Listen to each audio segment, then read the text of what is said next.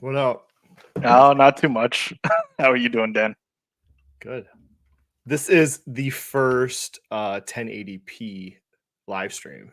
So I think looking we're looking extra clear at this point. So oh my god. Not just a typical day, I mean, in the markets. I mean, nothing really went crazy, right? No, I don't think so. No, it was typical. I mean, Yeah. except things are on fire. It's all coming to an end. It's all over. It's funny because like everyone says the Dow Jones is stupid and it's a irrelevant index. Fair enough. But then the first thing they quote on down days is the Dow Jones negative because it's a bigger number. So it's more shock value than the NASDAQ number. Because it's more shocking to be like 600-point drop, right? It has more edge to it than just saying like 120. Yeah. So, but it's just kind of a funny, like the news cycles. I always notice that. That's the number when things are going bad. But when things are going well, they usually cite like either one. They'll cite either number. So, anyways, lots of scared people. Do you want to talk about that tweet? Sure, if you want to. Yeah, I'm garbage game. time in the beginning while I people am game. Yeah, shuffle in. garbage time at the beginning and end because I don't preemptively put these things on the schedule so no one knows. I give people 10-minute notice, which is always fun. All right. Wait, I should just I don't know the guy. Let me see. I should be able to pull the thing somewhere.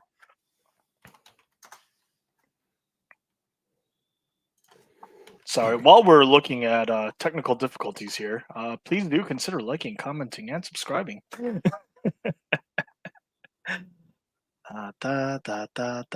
it is. Oh, you got it. All right. Beat me to it. So, yep. I mean, we know who this guy is because we watch Ryan Dangler, which he was on this weekend. But it's just fun because like Capital Mindset's full of accountants. Most of us are some fashion, or a lot of people are accountants, like a lot of the people that are mods and Fabio and so forth. So it's just kind of our friend Andrew sent this to us. It's just like, come on, dude. Like, what a like asinine thing to say. Like, I'm an audit manager for people. Like I supervise field auditors for the government. I've been an accountant for 10 years now, almost, like next month, I think. So like, wow, like my thoughts are, so someone is a practicing accountant, I'm just like, this is the stupidest thing I've ever heard. So you're shit talking like entry-level accounting terminology. This isn't even like accounting. Like, buddy, you're tough talking accounting. This is just like this is like the Encyclopedia Britannica. You're just writing, they're just writing definitions of words on the board. That's how entry level this is. And it's just like, this is so dumb. Like I see people bash accounting, and then we have people that say accounting's boring or it's stupid or robots are going to take our jobs. I mean, we've talked about this before. AI is going to take our jobs, all this shit. But the truth of it is, it's an amazing career. It's going to allow me to retire on the beach as a millionaire, right? And then it's given Fabio skills. He went to school of accounting. He's done well. A lot of people that are, I don't know anybody that's an accountant that has done poorly in life. I could put it that way. Most people I know that in my profession, I know government, I know federal accountants and CPAs and stuff. They've all done spectacularly in their life. And I think a lot of that is due to being an accountant. This is an amazing profession. I hate when people shit on accountants, like that don't know anything. If you've been like a 20-year if you've been an accountant for 20 years, fine. You deserve the right to shit on stuff based on your experience. Maybe it did suck for you, but this has been an incredible opportunity for me. I started out of college as a failure with a history degree, and I was building pools because nobody cares about a history degree. It doesn't matter. It's like the gender studies degree of my time. Like, unless you want to be a history teacher, it's like a pyramid scheme. You either become a history teacher or nobody cares about a history degree, basically. So it's just like, do young people understand how stupid they sound when they say something? Like, I don't think so, because He's like a college grade kid, but Yeah, because like let's give context to people. Like we're recording at basically the start of the semester for every like U.S. college out there. Also, like this sounds like financial accounting. yes, it does. If Like I had to, this is not intermediate accounting. There's no no, way you're going over the stuff intermediate accounting or your audit or your government class or taxation. So I'm assuming he's doing financial or yeah, managerial, but probably financial accounting, which is probably. like the first effing class. In fact, financial accounting is so basic entry level of accounting. It's a general elective for some people their first 2 years of school. Mhm. You don't even have to be an accountant. You can just take financial accounting and it'll check mark a box as like a requirement your first 2 years of school. At my school, that was the case. That's how I first found out about accounting. So you're not even into like real accounting, and then you're tough talking like the entry level basic terminology. It's very funny. Like, oh my I god. I'm What's next? Are we going to make fun of like what's the quality investing guy? It's like, are we going to make fun of double entry books because they started in the Renaissance period? Are you going to call them archaic? That's so edgy. Wow. We should have everything on the blockchain, bro. But like for also added stuff here though, like the oh shoot, what was it called? Like I having like glanced around, there's like how there's different like levels and types of colleges out there. For your basic financial accounting class or accounting 101 class, rough equivalent, you would expect this day one, but you would also expect things where like if you're nonchalant and you think, oh, I'm an investor, I can read a 10K, I can read a 10Q. There's stuff that will blindside you. Like mhm, maybe you remember this one, T accounts. Maybe you remember this one. Uh, how you treat inventory. Like not every 10K or 10Q gives like the in-depth breakdown of all the components of inventory, works in process, finished goods, as well as the treatment of it. And if you're not careful, if you only read specific 10Ks and 10Qs of specific companies, like you will get blindsided if you're too cocky, and yeah. you will be in for a rough ride. And like this part, he's making fun of her. He's trying to insinuate that his teacher said the wrong terminology when she stated market to book price. Like, your accounting teachers don't give a fuck about investing. I can't No, even phrase this enough. They yeah, don't care. They're mhm, not there to teach you to be a better investor. no, Maybe when you get to the more advanced accounting, you can like go to the office hours of your mentor and you can ask them specific accounting questions. I did that. My mentor was a CPA, and she did tax returns for like doctors and lawyers. So I kind of asked her about the profession after hours. Like, they don't care about investing. They're there to teach you accounting, mhm, GAAP, US accounting. Like, my I had accounting teachers were exactly what you think of stereotype of an accounting teacher, like little 5 foot guy that walks in the room with a trench coat and a big top hat, and then pulls out this giant wad of yellow notes. That's probably older than me. Puts it on the table and just reads from it, like shit like that.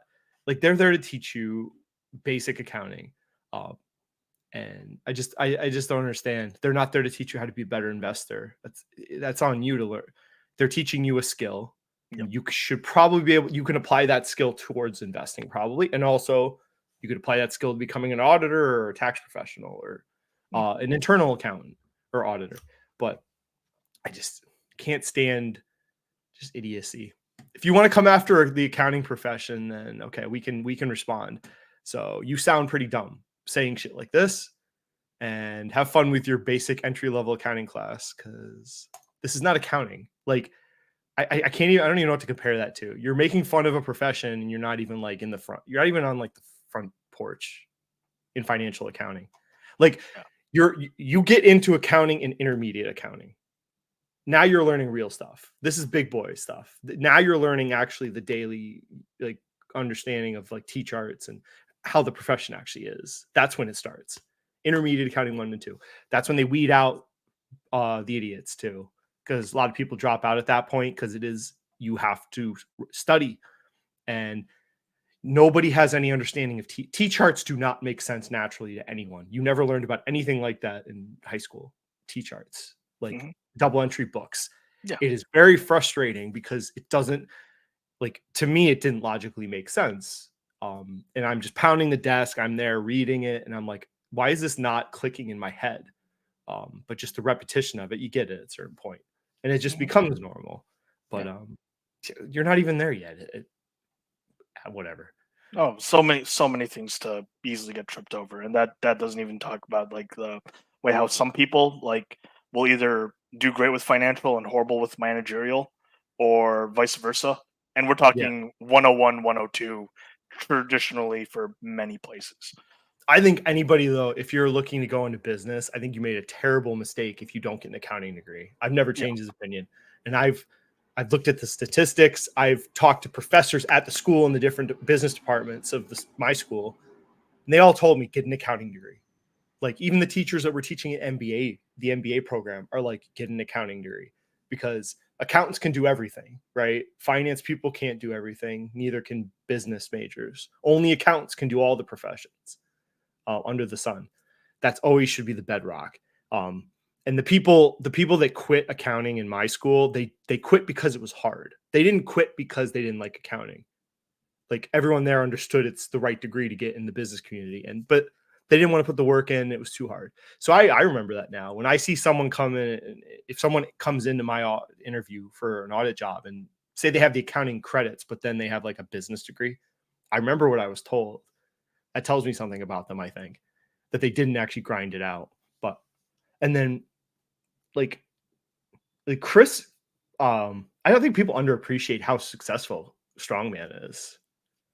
Oh yeah. Like, Yeah. and he had to grind out to get that CPA license. I've talked to him about it. And CPA is just, it's a mind-blowing achievement by somebody out there.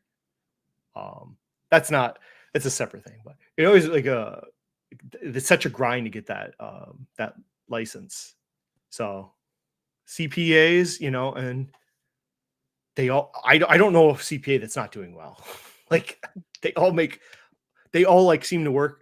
The ones I know, they work as much as they want to work, right? Except for the ones that work for the government. But the ones that are out on their own, they kind of just do what they want to do. Yeah. And they can go anywhere they want. It's a great time to be in that profession. So, just people bug me online when they shit talk accounting, and they don't have any idea about accounting. And it's a great profession that needs people, because the boomers are retiring. I can tell anybody here, if you have half a brain and you're kind of a nice person, you're not a complete dick, you get your CPA license, you're going to be a millionaire.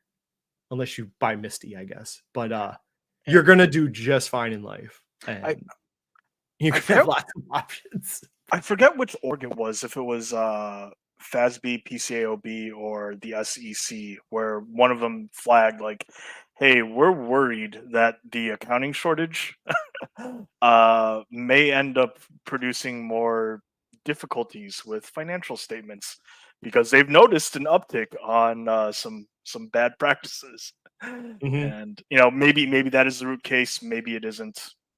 I don't know, but Beater stocks. It seems all the good YouTube investors have only accounting degrees.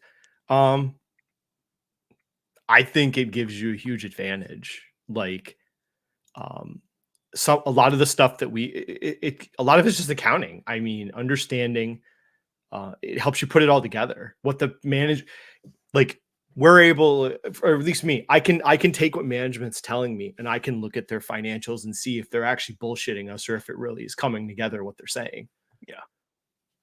Like, right. And this is the outside of doing, and discounted cash flow models is not accounting. So we're talking about, like, what does accounting do for investing? Right. So your modeling is not an accounting skill. It's a math skill. So accounting wise, it's just like, I'm able to read their financials, understand what the balance sheet is, all the parts of it.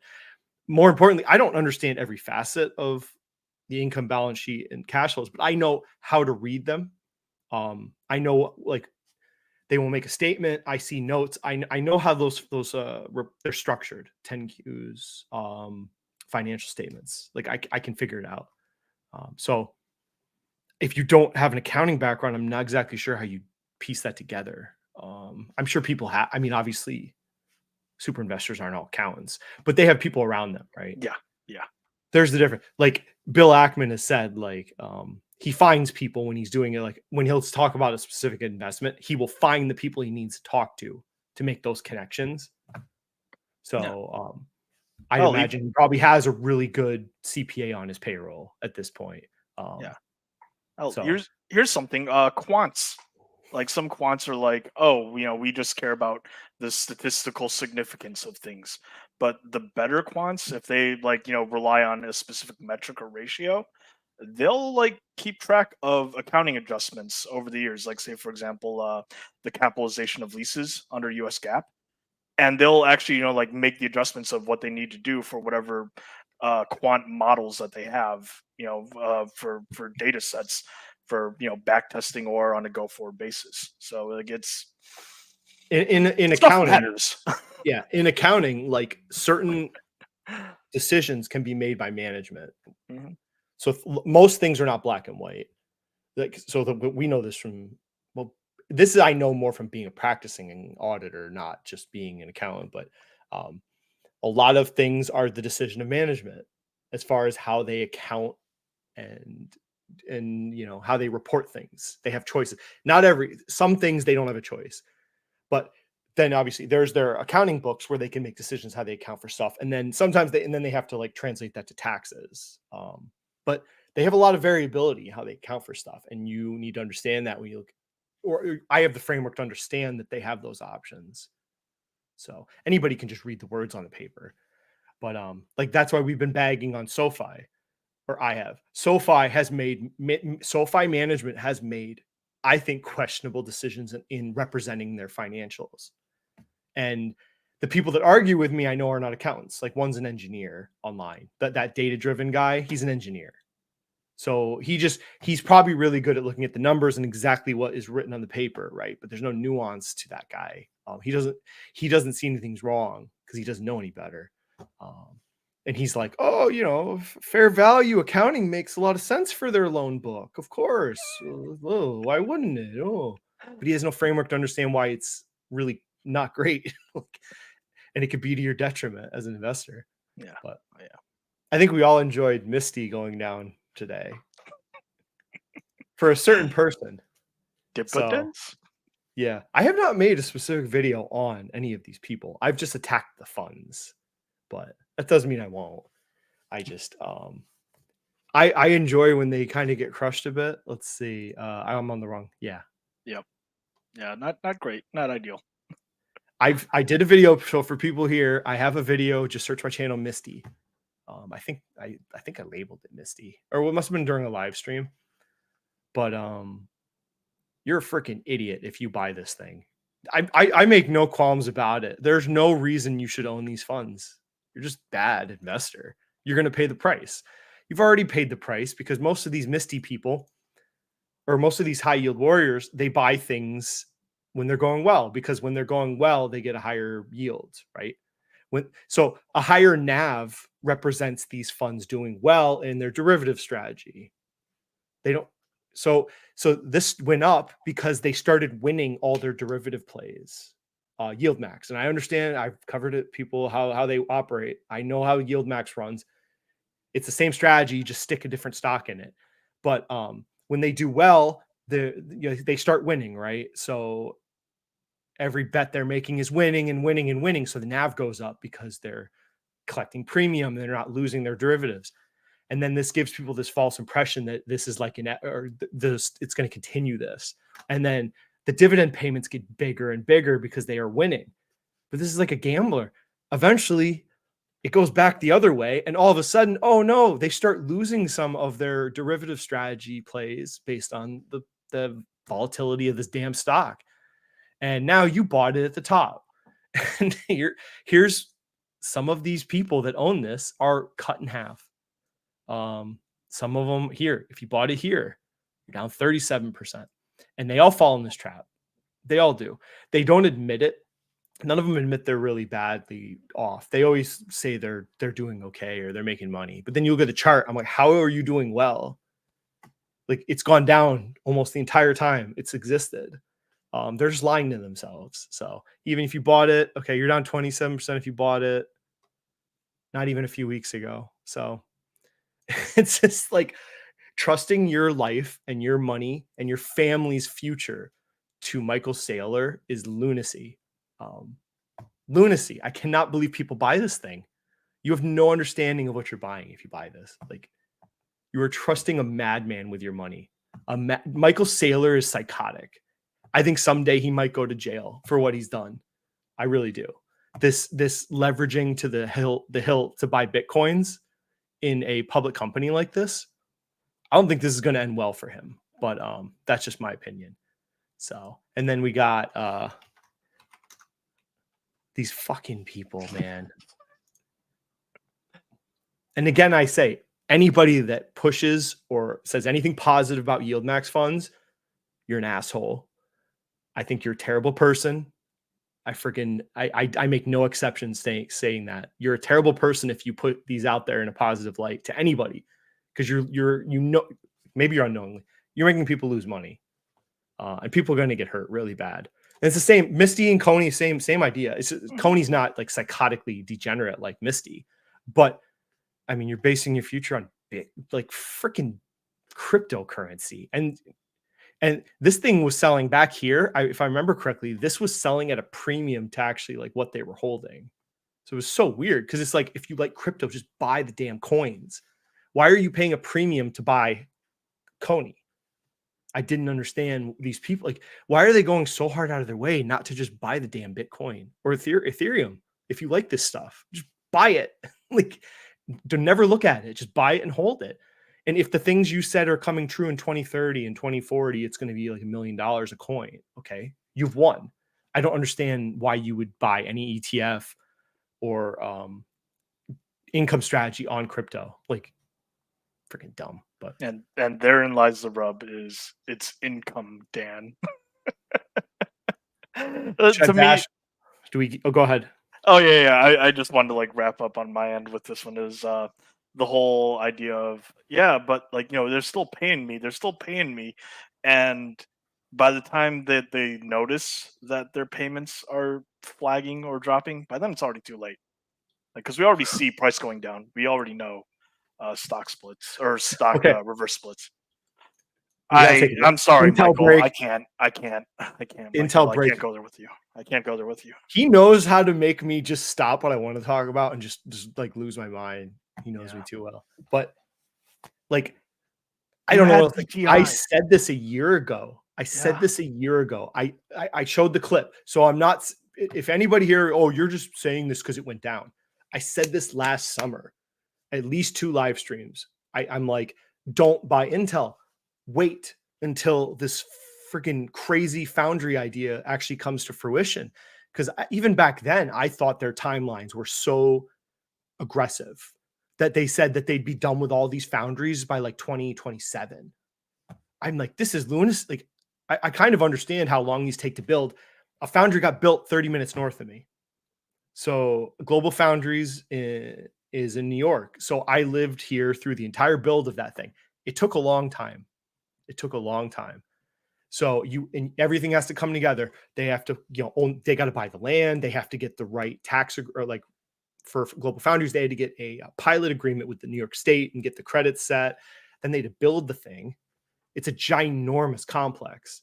So I understand that part of it. And what Pat Gelsinger was telling you last year, for people that bought this, like, you should have questioned that timeline, because it was very aggressive. And I said, wait until they're like almost near or at the end of the complete. I was like, just wait till they build the foundries, because I didn't think there'd be much of a premium. Then you can make a decision. So people just jumped in it because of excitement and the fear of missing out. And you lived through all this build out, billions and billions and billions and tens of billions of dollars in build outs that they did.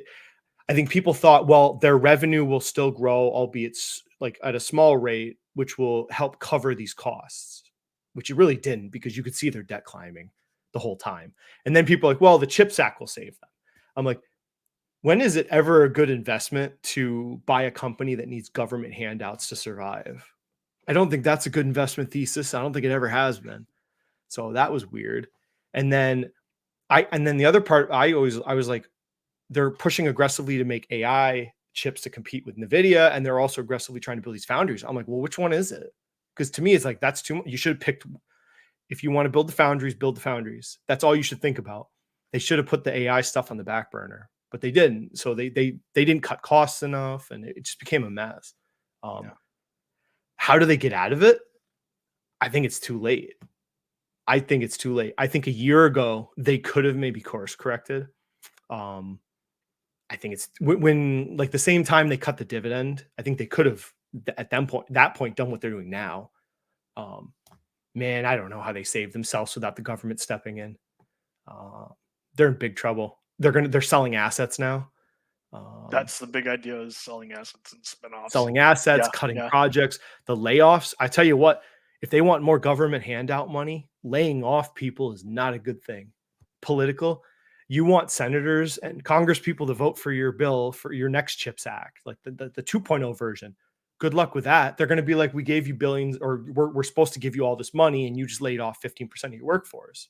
So, I mean, they're committing just so many mistakes, and just like trying to catch AMD and NVIDIA. Man, that ship has sailed for now. They should have focused just on the foundries. And we talked about, they bought like the whole. I think they bought almost every ASML, all the high tech machines ASML made this year. Their new process or fab. I covered it in a previous video. Yes, yeah. I think those lithograph machines or whatever. Mm-hmm. Yeah. They bought like the whole freaking year's lot. It's like, why is Intel buying all these machines? These machines are a lot of money. Like, and they're not. Their foundries aren't going to be complete for another like 2 years. It was just like all this capex is constantly, and it's not producing. So I don't know. At this point, it's just like, it's the same thing as Boeing. Like, what do you want us to say? Is this good investment? I don't know. You tell me when they turn the business around, because I don't see it. And I had people tell me that Boeing, literally, I had people like Boeing at 170 is interesting because that's as low as it's going to get. And they're like, all the downside is priced in. It can't get possibly any lower. It hasn't been this cheap since fucking whatever year. They quote. I'm just like, you underestimate Boeing's ability to F up things, because it can always get worse with Boeing or a company that is in trouble. Like, I don't know, they can't bring astronauts back from freaking spaceship. It can always get worse. That's why turnaround is such a tough investing style. It's very tough. Like, one that might actually be a good turnaround right now would be 3M. They might do it. They might pull it off, actually. It's kind of interesting, but we'll see. Yeah, my perspective on Intel is there were clear goalposts that you could have for turnaround. Management has met zero of them. If anything, they've actually broken a semblance of trust. Why would I put my money there? So all I can say about, I don't fully understand their business. From my understanding, some of the risk is that they're getting a lot of business just because of how much of the massive build out. But a lot of what they do, I think the big players can build these systems themselves. I've heard that, but I guess we could just talk about the accounting. The Hindenburg report. Oh yeah, accounting power hour. Yeah, this one got Hindenburged. I mean, I don't need to tell you this is an AI data center play. Obviously, if the big companies like Meta start pulling back their spend, SuperMicro is going to get hurt by that, with a lot of other players. But I didn't see anything jaw-dropping with the Hindenburg report. Did you read it? Or I haven't read it. No, I'm aware that it exists. Like, of all the Hindenburgs, like, nothing made my jaw drop when I read it. Like doing business, like what did they call it? Like, the brothers were doing business not outside of, not disclosing all the inner party transactions. Oh, okay. Like, is that like wrong? It's like, there's wrong, like in accounting, like there's stuff like, yeah, we got you, we slap you on the wrist, don't do it again. And then there's like, holy shit, like we're going in deep, people getting fired. Like, there's differences and both things are called findings in my world, but they can be very different. I mean, I thought based on that, I was like, I didn't think the accusations were that serious, what they were putting out there. So who knows? I just played it as a trade personally. So But I told you guys, yeah, the day the report came out, I just put in a limit order for like 400. I did like 399 because I was like, well, maybe it'll drop that far because it's caving in that day. So it hit when I checked. All of a sudden, my freaking limit order hit like 399.5 or something. I was like, holy shit. I was like, I don't want to hold this thing very long. So I wasn't even sure I was going to hold it for more than a day. And then it got up to, I think it was 444. My buyout was 450, but I thought I didn't want to live through NVIDIA's earnings with it. I thought 444 was close to what I wanted anyways. But that was a nice day. I don't know enough about them for long-term opinion. I'm kind of leery of these. This thing is so volatile. It's kind of terrifying the thought of holding it. SMCI. Yeah, not for me. It's not for me. I'd rather do it. I mean, I have AMD. That's volatile enough for me. I have a heart attack some days, but I trust Lisa Su and the management there. I really don't know enough about SMCI's people. I know all this defending accounts is starting to make sus on accounting. Oh, whoa. No sus. Yeah. Oh, yeah. I was going to show a chart later. We'll get into that. Yeah. Yep. High yield warrior is a wild thing to call oneself. Yeah, for real. This is as a as a dividend person, I'm just like, okay, I haven't really been buying in my dividend. I still invest $100 a week in my dividend account. The reason I don't talk about it is because I haven't been buying individual stocks. I literally have been just buying this for a long time, actually since probably last summer. I haven't really seen any. I would add a share or two of things I already own. Like maybe I bought a little more McDonald's or Tractor Supply or I don't know, one of the other ones. But this is basically what I've been buying for some time now. So it's kind of, I don't know what to talk about.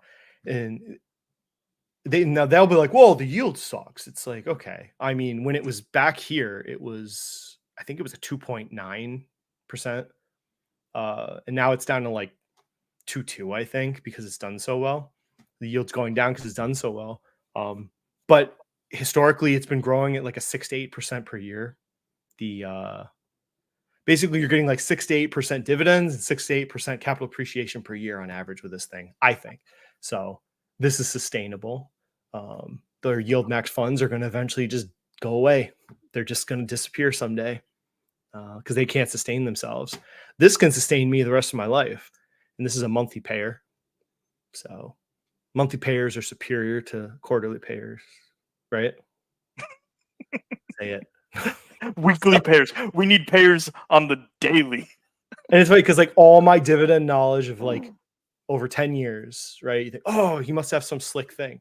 No, this is just like the 300 biggest dividend companies in America. It's really, that's it. That's all it is. So it's really not that hard.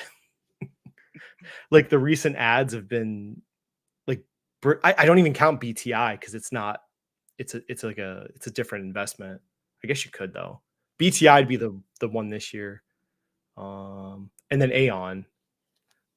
So other than that, it's been mostly this. But let's see. People don't really like time is your best asset. These younger people, time, like just time is your best asset. I don't know why they need 70% yield. Like the power of a 2.5 or 3% yield growing at like 8 to 10% per year. Pretty awesome. Yeah, just add the years. Yeah. They don't know what NAV means. No, they don't. They think NAV, the yield maxers think NAV is just the stock price. So they think, well, stocks go up and down. So NAV doesn't matter because I see the stock go up and down. So I can imagine how they're thinking because they have no idea what they're doing. So they go, okay, you guys bitch about NAV, but look, the stock goes down and then it goes up and then it goes down and it goes up. So NAV doesn't matter because it goes both ways. It's like they don't have any understanding of the NAV represents the dollar, the cash value of the fund, and these things do not sell at a premium. So the cash value or the value of the fund is the share price, right? The value of the fund divided by the shares outstanding. So this just follows the value of the fund, the share price. So if it's going down over time, that means the assets of the fund are going down. It's not that hard. Like stocks, you can't say that because stocks trade at a premium. It's not true. ETFs, it's kind of rare for them to trade at premiums. They really don't. So this represents a deterioration of the assets in the fund. All this represents is short term, their derivative strategy won for this time period. They weren't losing. And then, in this period, their derivative strategy was losing. So it's just like these people don't get it. But then you look, the total trajectory is down. Even though there's up and down movement, it's still heading downwards, and it will. It's a shame. But these are very complicated funds, and these are very basic, immature investors that buy these things. It's a perfect trap for portfolio managers because what they want to do is make these they want to make these things as complicated as they can. That's what they need to do. If I'm them, make this as complicated a derivative strategy you can so people cannot possibly understand what you're doing, and just slap a big yield on it and watch people drool. So, and then like, I'm going to do a video on this. So I don't know if this is any more complicated than what Yieldmax has done. I'll look into it soon. Oh my God, no. I mean, it might be the exact same thing, except they're paying. But like, again, we're just adding more wrinkles to the fact that it doesn't change the narrative with all these option-based funds. It's like whatever, how much you can have one option or 10, you could have Iron Condor. I don't care. It's like you either win or you lose. It's a binary outcome. So you could have 10 layers of dividends at the end of the week. Did you win or lose? That's it. That'll be a fun bit. I bought one share you saw. I'm just going to leave it. I just want to see what it does. When I get every week, I'm just reinvesting the dividend. Big Tobacco all up today. Has their time come? Well, did they all go up? Possibly. 1 second. I've owned all of them at some time in the past. I feel like every dividend investor it's like the starter kit. You have to have Procter & Gamble. You have to have a cigarette company. I don't think you have to have an oil company, the starter kit. Yeah, for the starter kit, I don't think so. But, like it fits. It can be there. Let's check the big boys. How have all the big boys done? Oh, wait, you got to do total. Right. Doesn't really matter. Look at that. Yep. Look at that. Our time has come. I can't speak for the other two. I only know British Tobacco these days, but yeah, it looks like their time has come, right? You have people like, I was leery because tech did so well last year. So you have to assume some people were thinking you can't have 2 years. Some people are like, oh, tech's not going to have 2 years in a row good. So that probably helped companies like this. These, consumer, is this staple or discretionary? I guess discretionary, right?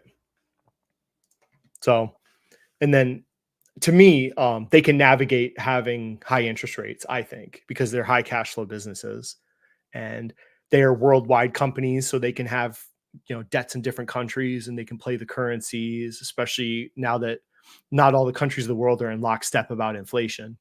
Canada and Europe did their own thing from the US. So I thought these companies at least BTI, I don't know about the other two, could navigate that. And then I think an underappreciated part of the cigarette company narrative is they actually have a viable product finally from cigarettes. Oh, yes. Yep. They have not had a viable product since cigarettes, right? Vaping, I don't care what people say. Vaping's not it. Vaping, it's just not going to be the product. The Juul stuff was a disaster. Then they have those little burn. I forgot I always forget what they're called. Where you can smoke the cigarette and it'll heat it up to the point before it burns. Oh yeah, I forgot They what got it's those called, products. but yeah, I've seen it. That's not the thing either. You're not getting a lot of people to do that. It looks kind of gay. Like it looks stupid.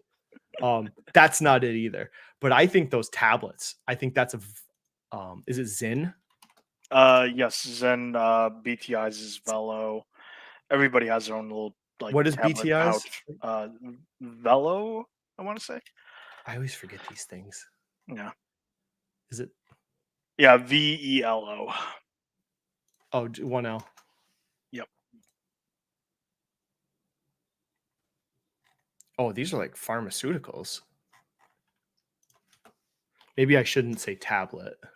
Yeah, There we go. Okay. Yeah. Because they're, some people call them tablets, other people call them pouches, or want to say snus is a different thing, but by and So I large, think this is a real product. Like, yeah, it and is. I know people fought me on this. Like big tobacco, like this is a growing product. Philip Morris is growing out facilities. They're building facilities like crazy to make more of these. I think British Tobacco is seeing the similar growth. Like it's a real product, and these companies have like, what do you do? It was the age old question. Huge cash flows. Cigarettes are not rapidly declining, but they're not growing. Mhm. So they were playing on increasing efficiencies and buying back shares and huge dividend increases. That was the story for a long time. But now it's just like, oh, it's kind of, I think it's turned a bit. This is the surprise. I think this was the surprise that popped these, I think, partially. And then their ability to navigate the current macro environment. Yeah. So I'm happy with it because I bought British Tobacco at like 29. I don't know.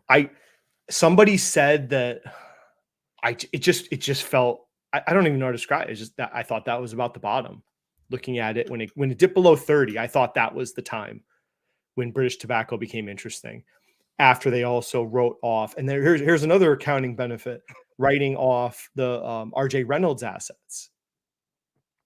That was, so it wasn't even on my radar. And then as soon as RJ Reynolds wrote off those, which I think Strongman actually told me about it, I know what that is. So I can look into it and understand what happened. So I understand how they wrote off the assets because they were concerned about like the future of menthol, and probably was not a great acquisition for them, honestly. So they decided, they're just like, we don't want to think, let's just write the whole damn thing off and kill it. So that was like the first sign. I'm like, okay, BTI's on the table. And then I started looking more into it. Yeah. And I thought my price was like under 30. I don't know exactly Philip Morris. Why Altria has done well. I know Philip Morris has done really well with their nicotine pouches. They're growing like crazy. They're building new facilities. So the Philip Morris version of this is doing really well. I don't know more than that, but Altria moved on from Budweiser, I think, too.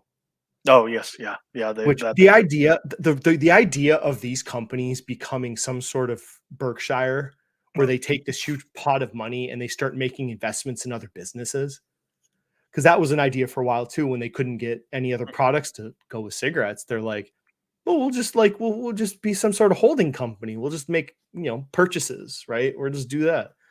It's like, well, you don't have control of the company. That's a problem with corporations investing in other corporations. And I did a video on it. We did, I think, a live stream a year ago where I covered some really crappy examples of companies buying other companies, and it turned out terribly. Like, what was it? Palantir was going to like invest in a bunch of SPACs. I think it all went to shit. You had AMC buying a gold mining company. You had Altria buying Budweiser, and then Budweiser decides to do one of the dumbest like ad campaigns ever. But Altria had no say in that ad campaign. So that's all you are, as an investor. So, but I think that's why I think they have a real product and they can navigate the current macro climate just fine. Yeah. Like the other thing that I really liked with BTI was yes, as a shareholder, I would like them to do a little bit more buying back of shares, but like it's all understandable, and they've done credible things to every component and every step. Oh, we Like got some you mentioned. drama. Lincoln Yeah, hit at Andrew comment.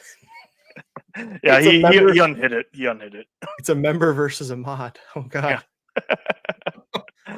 God. But yeah, Lincoln's a gangster mod. yeah, He takes no. He gives no Fs. Oh my God. yeah. That is the weird oddity. Is it did like I have to click on the separate YouTube tab. Hello, fellow Weston. Hello. I was thinking about changing my channel name, but I have no better ideas. So Sinus is tobacco, I believe. Snooze.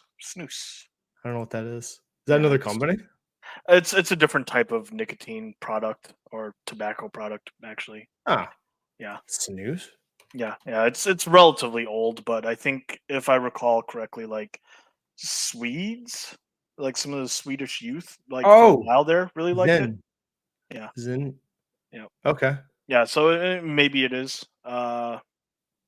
Yeah, because like Interesting. I forgot if it was like just pouches or if it was also like a nasal thing as well. But I'd never yeah, heard of this before. yeah. Nasal snuff. I'm What sorry, is it? I'm screwing up my product lines. Oh, snuff. Yeah. Okay.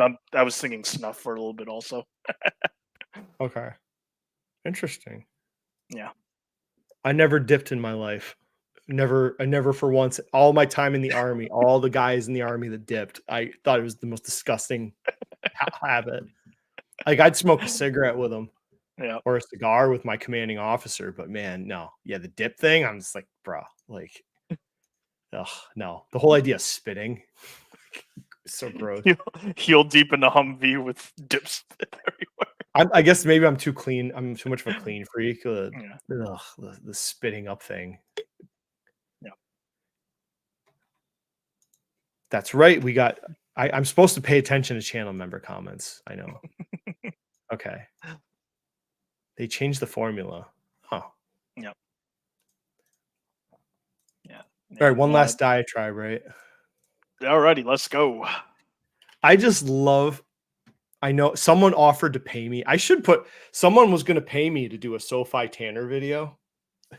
So he commented, the guy was going to send me money. He's like, how much? I don't know. I guess they thought I do strongman, pay for channel videos. Maybe I should, right? Yeah, I mean, I'm StreamYard surprised. does He's getting cost. so many people to Yeah. pay him. It's Yeah. crazy. Like he's just nonstop reaction videos he's getting. It's pretty impressive.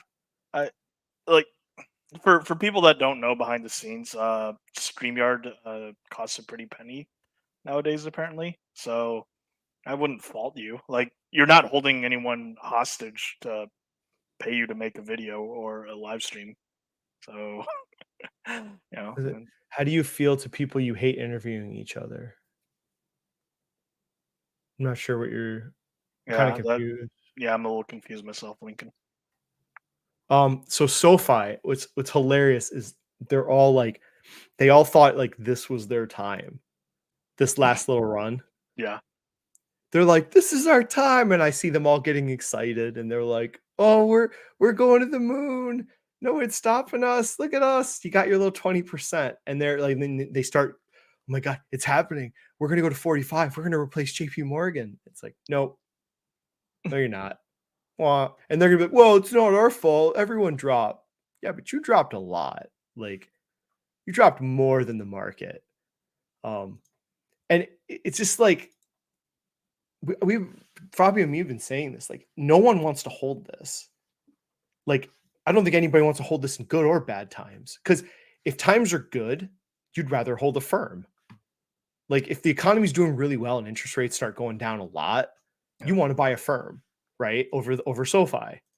And a firm, which I have to say, like when they reported really good earnings, I was like, what the F? Because we know all the other companies, the consumer discretionaries have been struggling this year so hard. And then when they popped on earnings, it's like, and they reported, I think if I looked at it, 35%, I think customer gain. I was like, holy shit. Yeah. That was shocking because I'm like, it came out of the blue. So why are people using a firm all of a sudden? Makes you wonder. But so like when times are good, you'd want to own a firm, right? In the economy. When times are bad, do you really want to own a company that has this much personal loan debt on their books? Do you really want to own this if we think we're that on the cusp of a recession? So like, I don't know. They're these SoFi people. I don't know if they'll ever give up. They always have that hope of these little runs, but they all bought it like $10, $12. So these runs they still are down. So I looked at SoFi again. I haven't looked at it in like 6 months. So I looked at it a week ago and I'm like, okay, Galileo, I don't like that. I remember in their 10Q, I could pull it up if I had a minute.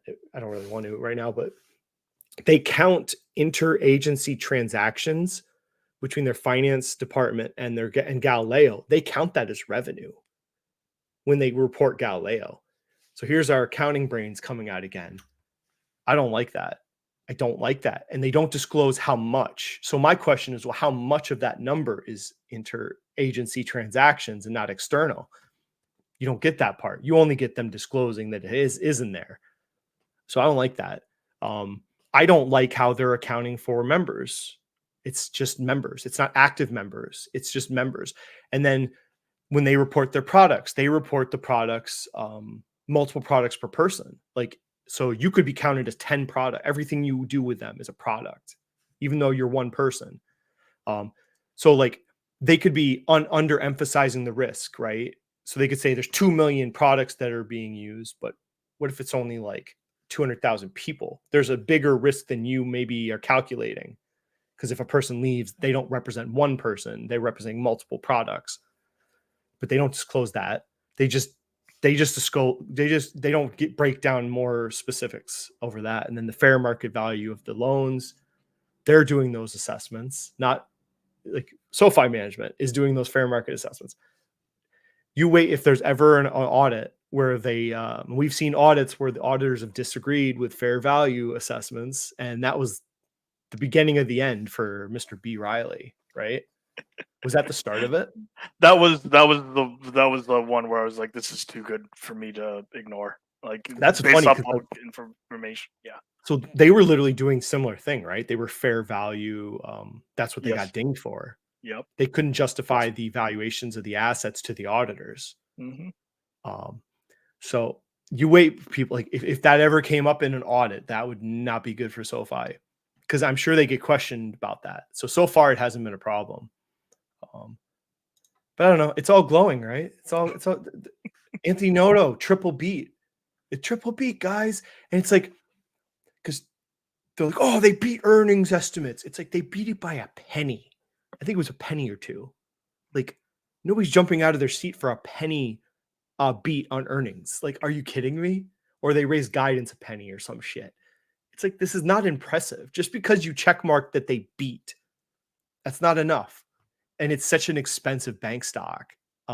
Just beating very slightly by a penny and then raising like your guidance by a penny or some shit like that. Like, that's not, you're not getting these giant leaps by the markets. I seriously doubt it. And again, like if we go into hard times like right now, I mean, I don't know. Their write-offs went up. If I remember looking at their write-offs went up on their loans, their loan book. I don't know about the percentage, but the dollar amount went up. I don't remember what the dollars went up. I don't know if the percentage went up, but that's not good. So yeah.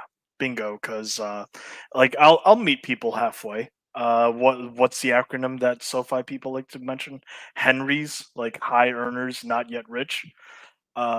Whenever there's weaknesses, assuming that they're correct, the SoFi customer base, their loan books are tied to these young professionals.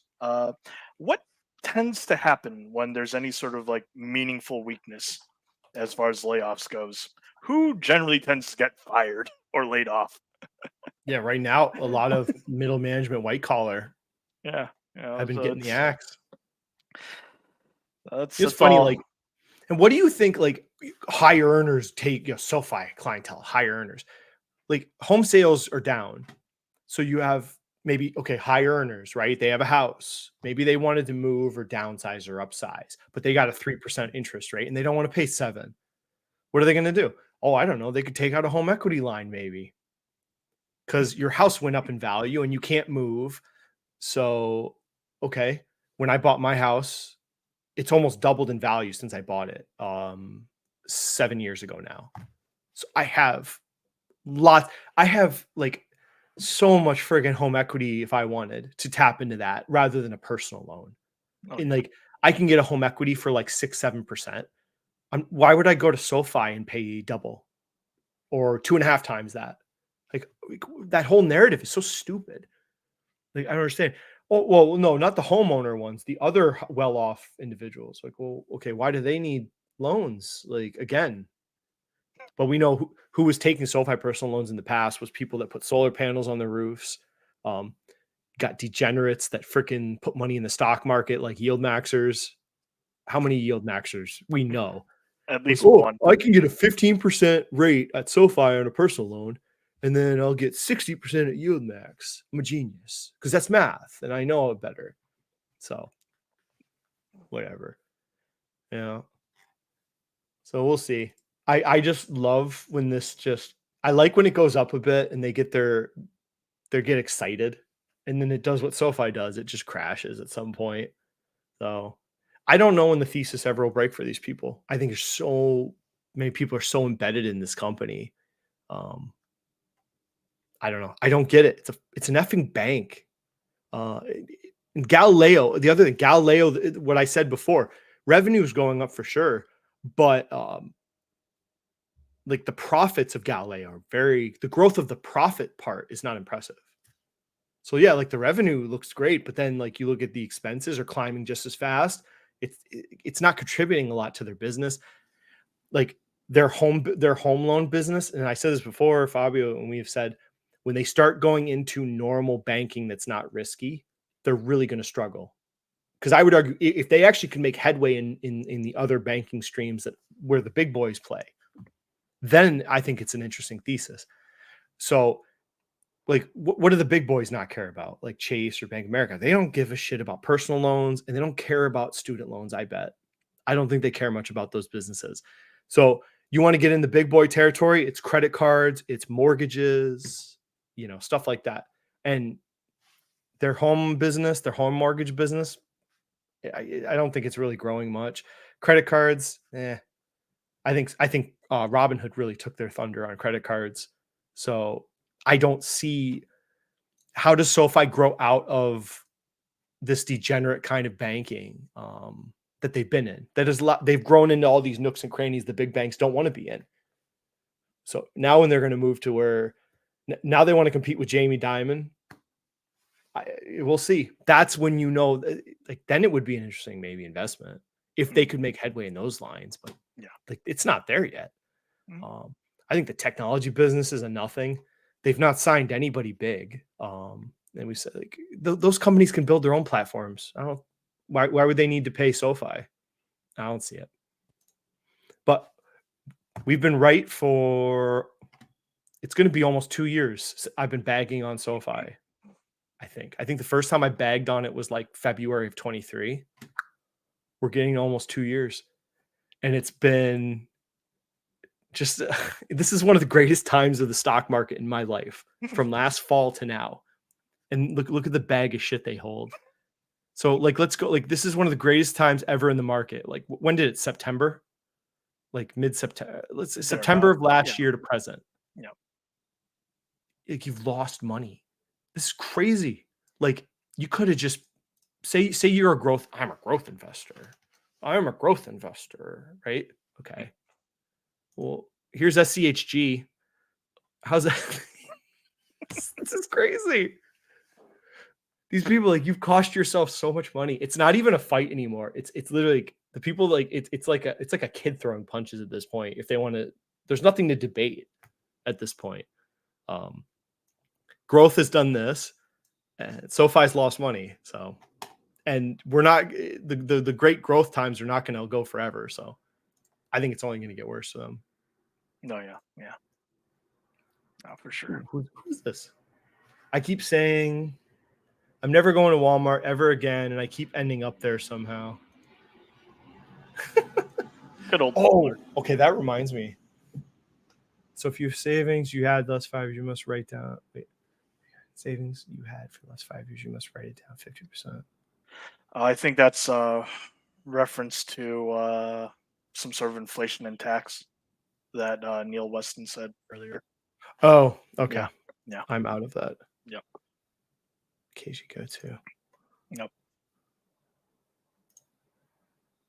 Man, if these 20-year-olds trying to outsmart the market, man, you just buy SCHG.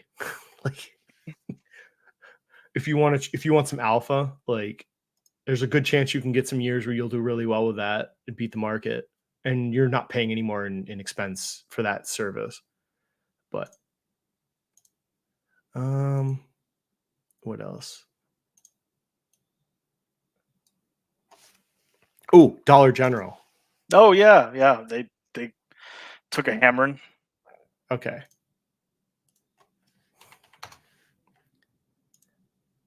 I don't think I've said this on my channel. I've said it on Discord, but I really don't like dollar store investments. I don't get it. I'm not really sure why it's so interesting. I think because if you look at a 5-year chart, a lot of these companies have done really well. Maybe not this one. Oof. Yeah.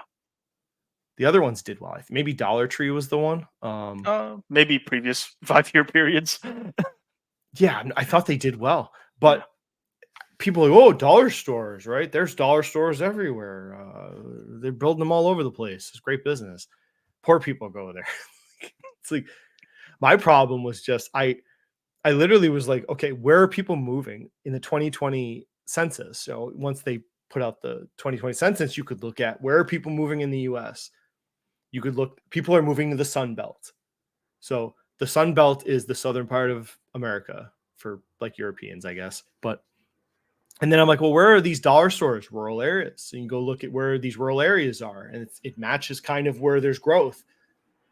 So to me, I was like, I think these were successful for a time when there was very rural parts of the U.S. that these stores, there was nothing.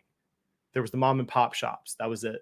There was no Walmarts and grocery stores, so they could go into these places and outcompete mom and pop, and then expand, and that worked for a while. But the places that they're located are not so rural anymore. A lot of these Sunbelt areas are getting more populated, exploding in like Tennessee and North Carolina, and I think Kentucky are some of the fastest growing states in the U.S. now. So these places are getting more affluent, more growth in population, more assets, more median income.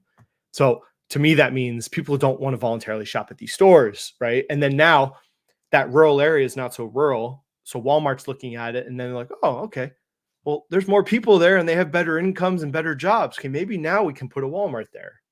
Maybe now it's time. Or Tractor Supply. So I thought they're going to be able to hold on to the worst areas, and they're going to lose some of their better areas as the big boys move in when the Sun Belt gets more affluent. So I think, like, how does this turn around? I don't know. I don't think this is a great business in general. These dollar stores, never been a fan, but yeah, they get crushed. I mean, it's kind of terrifying how badly they can get crushed. Some of these Dollar Trees, like on earnings, it's kind of been surprised. Like this is pretty wild. Like get that much of a friggin' devastation to go from 120s to 80s within a very short amount of time. Because what was it, about like a year ago or so, where we also talked about how a whole bunch of retailers, to include these ones, really got punched in the face too. So we're talking like some pretty hard, hooks and uppercuts to these companies. I mean, even Dollar Tree. Yeah. Jeez, these businesses, they in the reviews, some of these stores you read, it's like they're hanging on by a thread. Like they have not very highly motivated workers. You see the pictures of some of the stores, these dollar stores, it's just like a disaster. There's just stuff everywhere. So there's not like it's not like an appealing store to go shop in. Mm-hmm.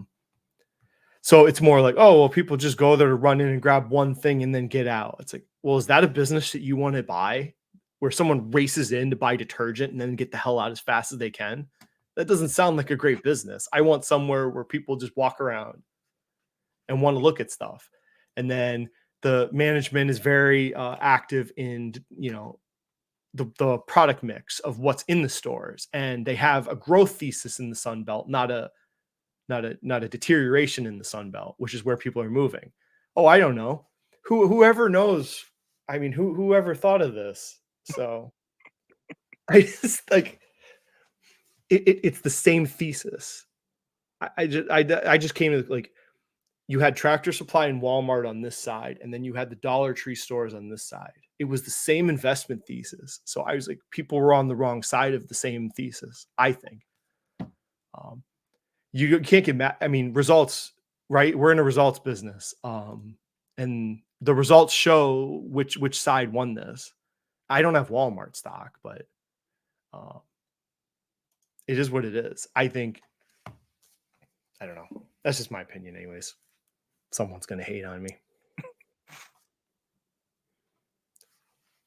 What's the difference between a dollar? No, I think discount clothing though works. I think those stores work, and their businesses seem sustainable, like TJ Maxx and stuff. Oh yeah, yeah. That's not the same. Yeah, dollar stores are not the same as it's not even no, it's not the same as like was it TJ Maxx? Is it TJX? Yes, TJX.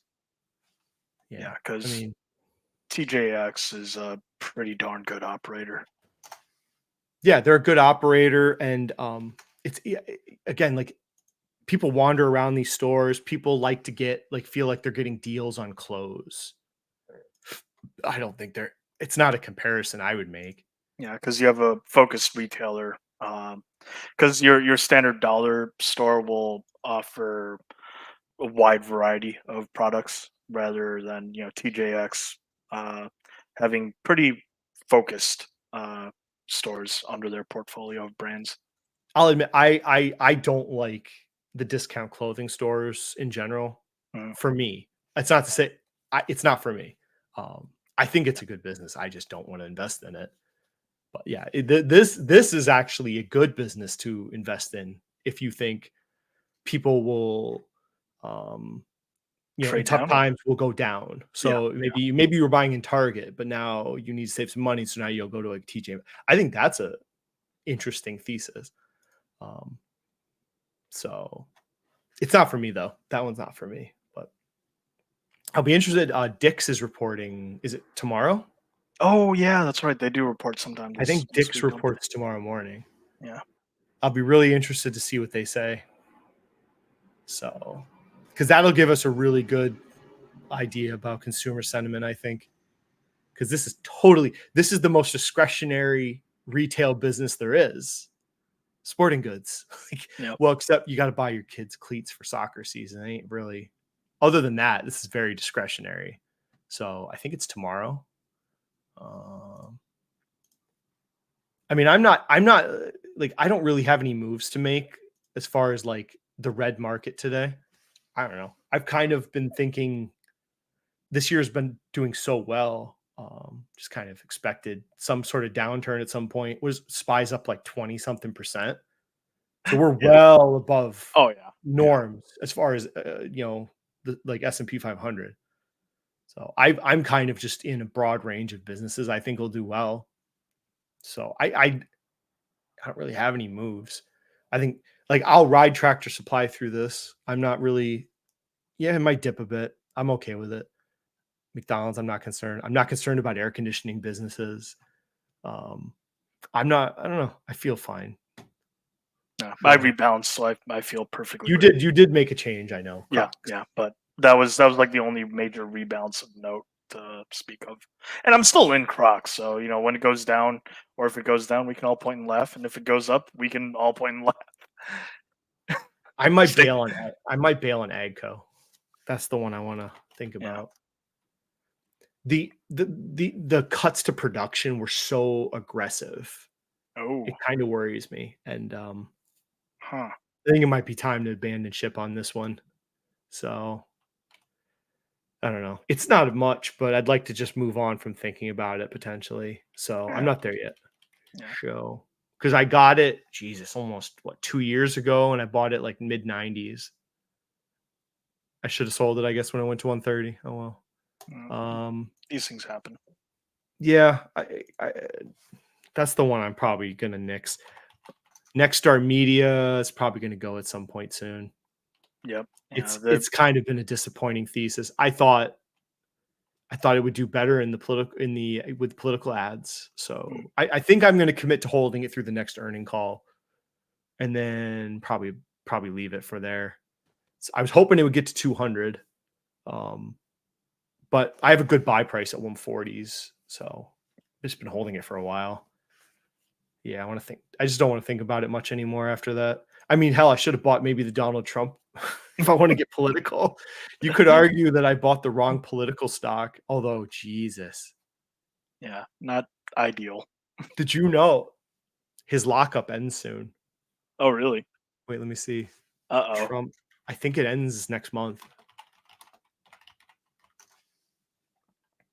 Do you see a date? I don't see a date, but I do see some headlines. Wait. Okay, is on a 6-month lockup that could end as early as September 20th. I knew it was soon. Yep. There we go. You had some balls and you want to be adventurous with some speculation. He owns a lot of this stock. A lot of this stock. And to say this stock is okay, you can't say this stock is over undervalued. There's no over undervalue for this stock. It makes no money. You can't make statements like over undervalue. It doesn't make any money. It never was going to make money. So this is a pure momentum trade. Maybe you read charts. I'll do like momentum and speculate on people, but I don't know. If he sells it all, man, this is if he sells it all the stock, like this thing. Look out below. What is it worth? 10 cents? $1? $5? I don't know. This is so wild, but who knows? Buckle your seatbelts. I mean, he might hold it through the elections, but you know they're going to be begging him not to sell it. Please don't sell it. But controlled sales. Just my assumption. If okay, we're just guessing. If he goes to jail when he goes to arraignment, I think he would dump it, right? Why would you keep it? Fair point. I guess you could say, well, if he's in jail, why would you sell it? Because you can't you're not going to do anything with it anyways. But yeah, I don't know. Makes you think. But, yep. Oh, we're an hour and 15. Okay. Oh yeah. Let's see. Okay. Here we go. Somebody mentioned this earlier. I am aware of this for that person. I already knew it. You didn't tell me nothing, but I already knew September was a bad month for stocks. So historically, here you go. It's not a good month for us. I don't know. Maybe people like to go pick apples and look at the leaves change colors. September's not a good time for stocks, which, yeah, it's like if you look at like 100 years back, it's down, which is kind of crazy. So also fun facts for people. According to this, the stock market has less returns on presidential election years, which is kind of funny because this has been a great year for the market so far, actually. Yeah, I would need one heck of a pullback to go back to average. Yeah, right. So interesting factoid.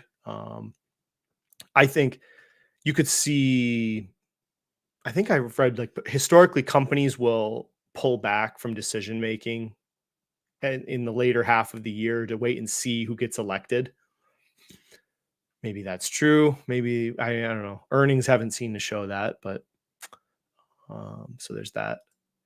And then Mr. Tom Lee destroyed the market. We're going to blame him for today. Oh, no. Can we blame him? Yeah, sure. Why not?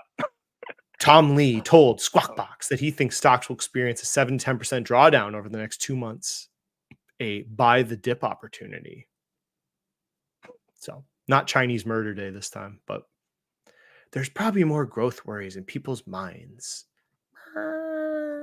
Unemployment started ticking up. Interest rates have not gone down yet. This is kind of an interesting time. Like it's like a bunch of things were waiting to happen. I don't know.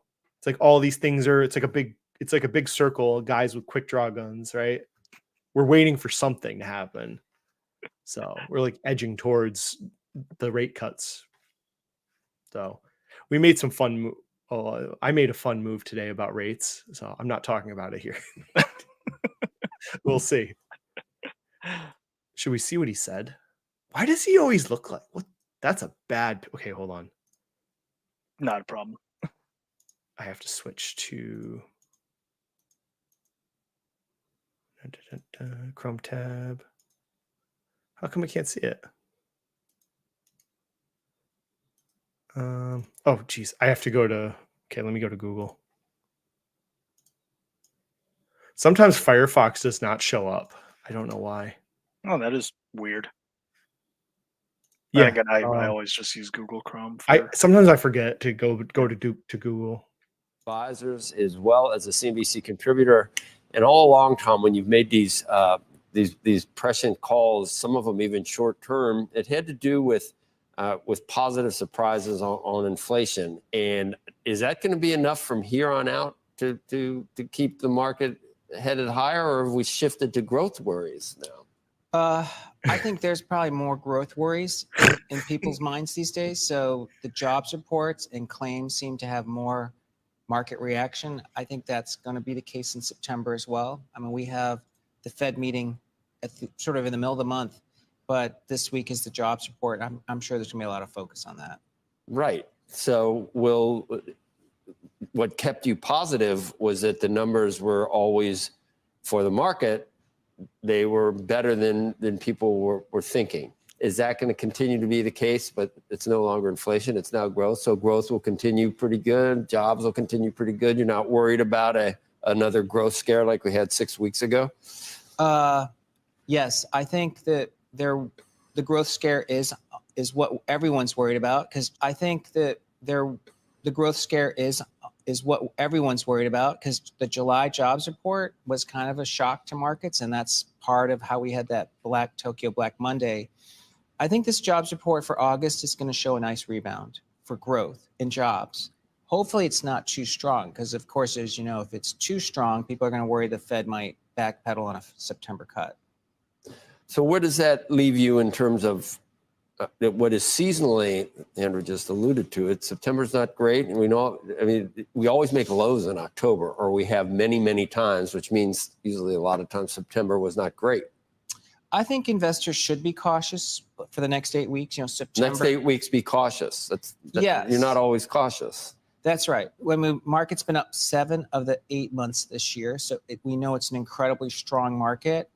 But we also have the September cuts, and we have the election, things that'll get people nervous. I think in the next 8 weeks, people get a chance to buy. So I think it's good to be cautious, but just ready to buy that dip. You have, because you're fearless and you'll say anything, you have in the past actually talked about election-related trades and Trump trades. And do you see anything going on now that indicates anything to you? Bitcoin hasn't been acting very well. Yeah, Bitcoin hasn't acted well. The two things we're watching to sort of look at how election probabilities are weighed is Bitcoin and energy. I think the fact that oil is being weak, even with some geopolitical risks, tells me I think the market is starting to bet more on a Trump election.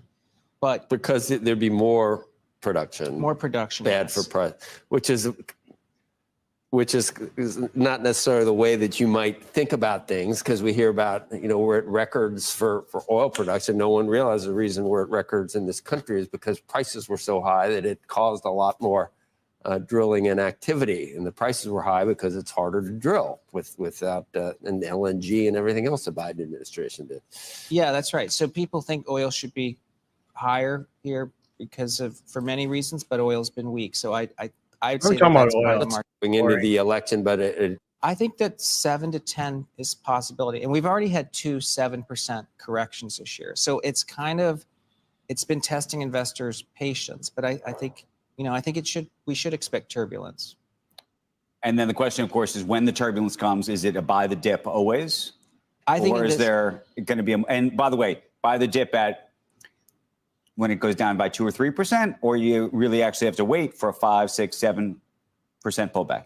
I think 1 or 2 is just almost like daily noise. This market has shown, pullbacks like that. So I think something like a 5% pullback is very likely, but I think we do. And are you waiting for that?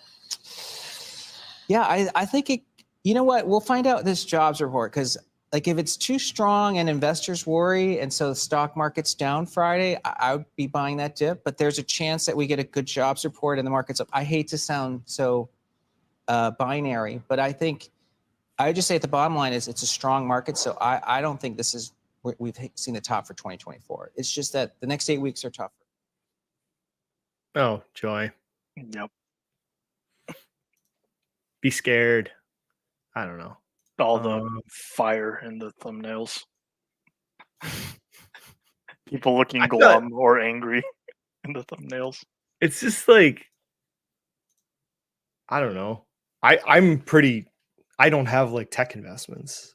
I guess if you were like very heavy tech, this is what happens when you have a very tech heavy portfolio. It's volatile as hell. So those people probably got some decisions to make. If you own SMCI, oh my God, the whole time my name has been SMCI Top Dog. Yes. Oh, I did that for Fabio's last stream. I didn't even realize that was my name. That's funny. I'm just gonna delete that. But yeah, they're like, what the hell's this guy? His name says SMCI Talk Dog. I don't know. But people that, man, if you're like heavy into tech stocks, I mean, yeah, could be rough for you. Mm-hmm. So I don't know. I'm pretty well versed. A lot of my thinking is about next year at this point, anyways. Same. I'm not really thinking about this fall. Yeah. I'm kind of thinking about what's next year gonna look like. So yeah. Like we've had so many really fun moments where, like, I think we could do the football metaphor of like take a knee, run down the clock, onto Cincinnati. It's been a really good year. I kind of just, yeah, I'd have to feel really good about, like, we'll see. Yeah, like something would have to be like screamingly obvious. People on YouTube are talking about how the world's about to change because the federal funds rate is going to go down like 0.5%. Yeah, 25 pips, everything changes. Well, like with investing, the actual effect of the Fed dropping the rates by a quarter by like 25, right? Or people's reactions to this news happening, not the actual like cause and effect. So two different ideas. You can make investments on either. So they know nothing about oil. I like drillers. I just always have. I like the exploration drilling companies. I thought they're the interesting investments, but yeah, I mean, by percentage, the refineries actually been like they've been the best investments. Marathon, Valero, yeah. Also the only liquid natural gas investment, really. This damn thing. I remember looking at this sometime in here. I remember when I looked at it, it was under $100. Oh no. And I'm like, it's kind of interesting. And then you read, it's literally it's where they liquefy natural gas to put it on the boats.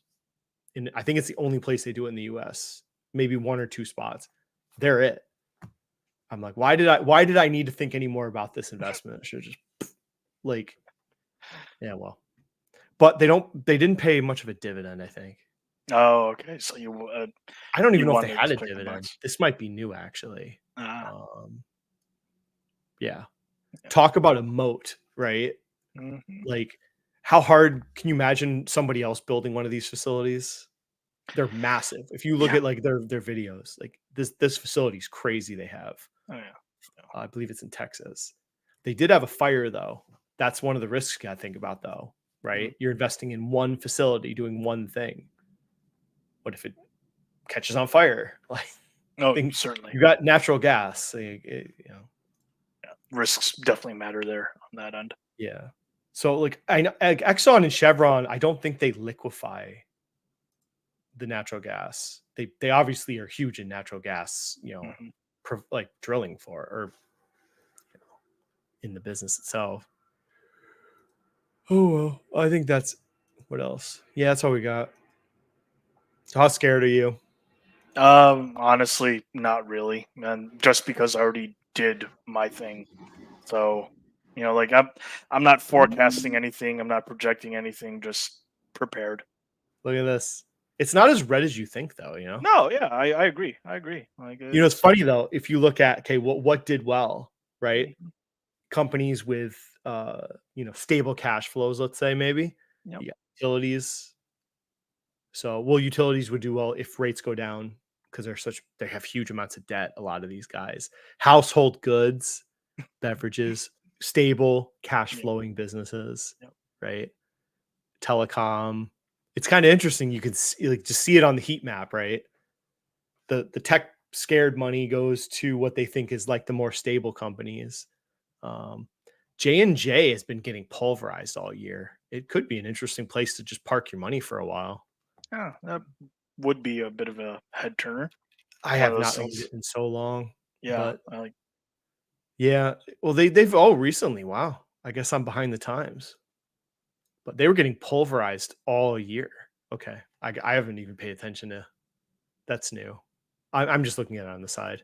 But Broadcom's this week and Dick's, so it'll be interesting. Okay. Wonderful. I don't think Broadcom's going to tell us much, really. Probably not. It's run up so much in the last year and a half. Yeah. Like, could have a correction. That doesn't mean AI is dead. No. Is it really a pure AI play anyways? They've benefited from it, but shout out to everyone who dumped all their money in NVIDIA right before earnings. Mad lads.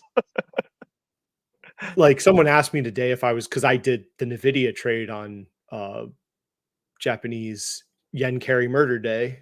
Yep. We'll call it that. I told you, because I bought when it dipped under 100, then it went up, and then it dipped back under 100. I bought again, and then I said I was going to hold it through earnings, but then it was 120 was my price, I thought, and then it hit 120, and I'm like, holy shit! Like a week before earnings, so I got out at 122, but I missed some upside. I did not. The more I thought about it, I'm like, I was kind of nervous. I'm like, I didn't really want to hold it through earnings. Because I had assumed it would get to 120 for earnings, just based on my own work. Don't question me. No. But then when it got to 128 before earnings, I'm like, oh, okay, 130-ish range for earnings. They got to really blow it out of the water, and they didn't really, which is kind of crazy because all the growth is still there, and it's not good enough for the markets anymore. I'm intrigued why a TKR has such a big short position. Oh, Atcore. There's a name I've seen bounced around here and there. Okay, what is that? Let me look. What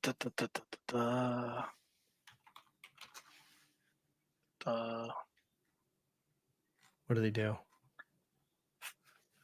I recall. Sale of electrical, mechanical, safety, and infrastructure products and solutions. Yeah. So, such as metal framing, metal piping, security, and offers. Yep. Wiring, cable systems, tubes, conduits. They had earnings stuff that you already mentioned. Start of the month.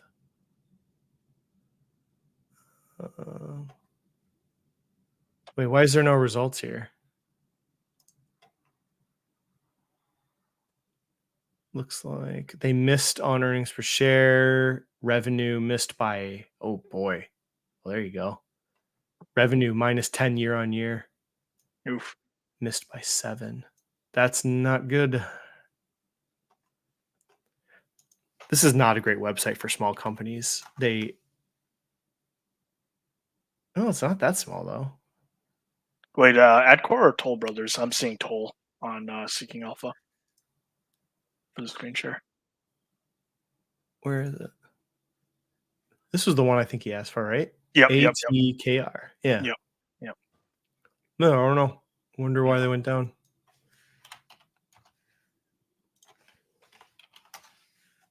Oh, damn it. I like using Stock Unlock more for analysis, but it takes more time to read. Stock analysis is so much easier to read fast. Yeah. But we got, okay. Margins are down. Interesting. Well, you can see, yeah, there's the, okay. Jesus. Okay. So their best times are in the past.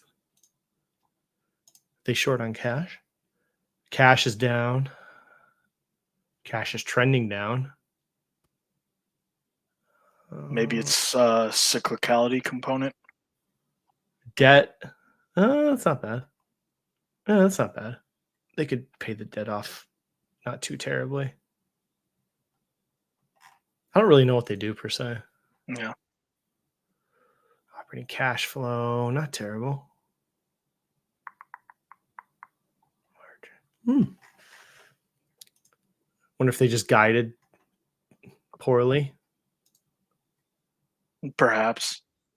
Yeah, because it's one that I don't have any bearish positions on this one. Oh, I had the wrong screen up. Yeah. I had the wrong. Oh, it's fine. It's fine. Because I think you were looking at not Toll Brothers. I was looking at Atcore's financials. Yeah. Jesus, I didn't even notice it was. Yeah.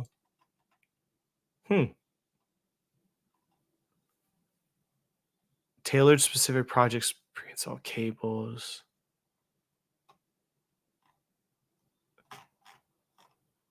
I don't know. Like, you can't. I wouldn't just assume that they're going to do well if housing recovers, because I don't know, like, commercial to residential, what the breakup is.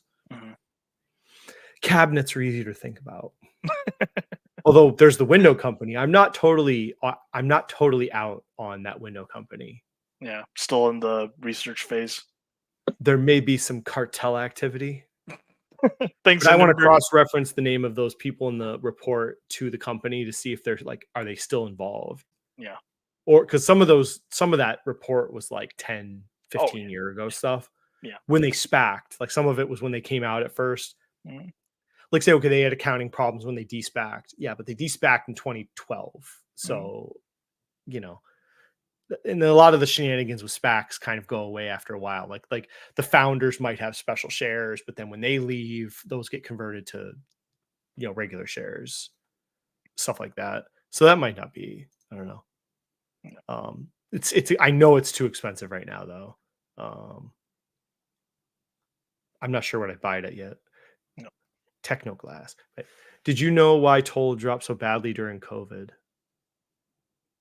I mean, they probably couldn't build anything.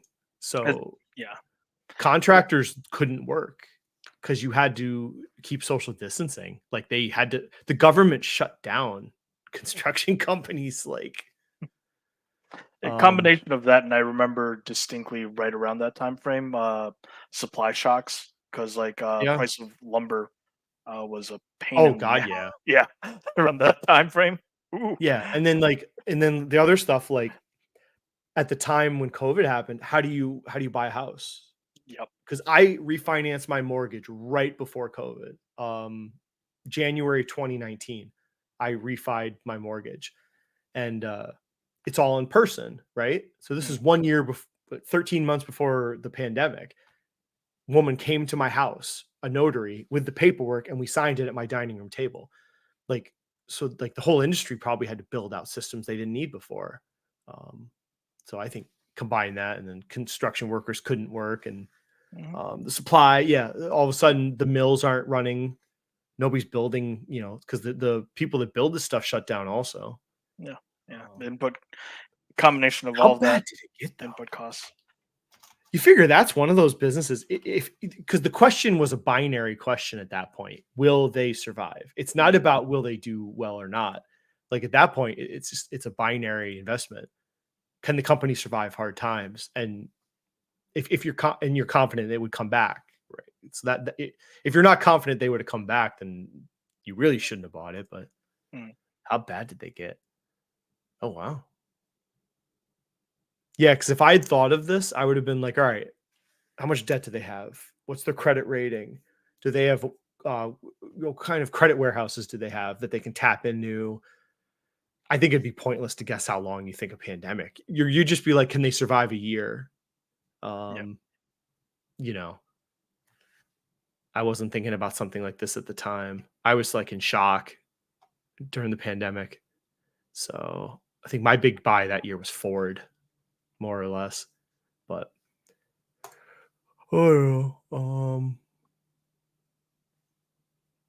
interesting company now, though. Some people are interested in it. I'm not really. New homes. I'd rather more of the well-rounded stuff. Yeah, But yeah. The cabinets, the one that you have mentioned before multiple times.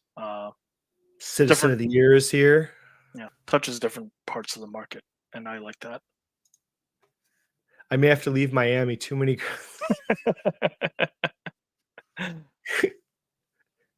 I like when he said that. Like Kimmer said, all these 20-year-old girls throw themselves at him. I'm just like, I'm not exactly like I would be creeped out if a bunch of 20-year-old girls approach me. Like Yeah. if you're talking like 2021, like ugh, gross. I don't want to catch a charge. I'd be like, Jesus, I've been out of college about as long as you've been alive. Like, it just creep me out. Yeah. But suspicion, be like, what are you after? What do you? No, that's what I would think. What do you want? Yeah. My first thought would be, what do you want? You want me to drive you? You want me to go get you beer, don't you, or some shit? Like, I don't even know if you even talk to people that much younger than you. Like, literally, like all my references to Simpson episodes are gone. None of it matters. Like, hey, did you go see The Matrix in theaters or Spider? No, you didn't. You were in kindergarten, but briefly. He did briefly. Yeah. Actually, he's an auditor too, Citizen of the Year. Oh, really? I did not know that. He missed we talked about accounting for the first like 20 minutes. Yep. So we'll bore you to death. Good times. That would be a good episode for him. Or for Two Accountants, One Gap. Perhaps. It was a fun side project regardless. It's not dead necessarily, just hasn't had any uploads. Mm-hmm. Yep.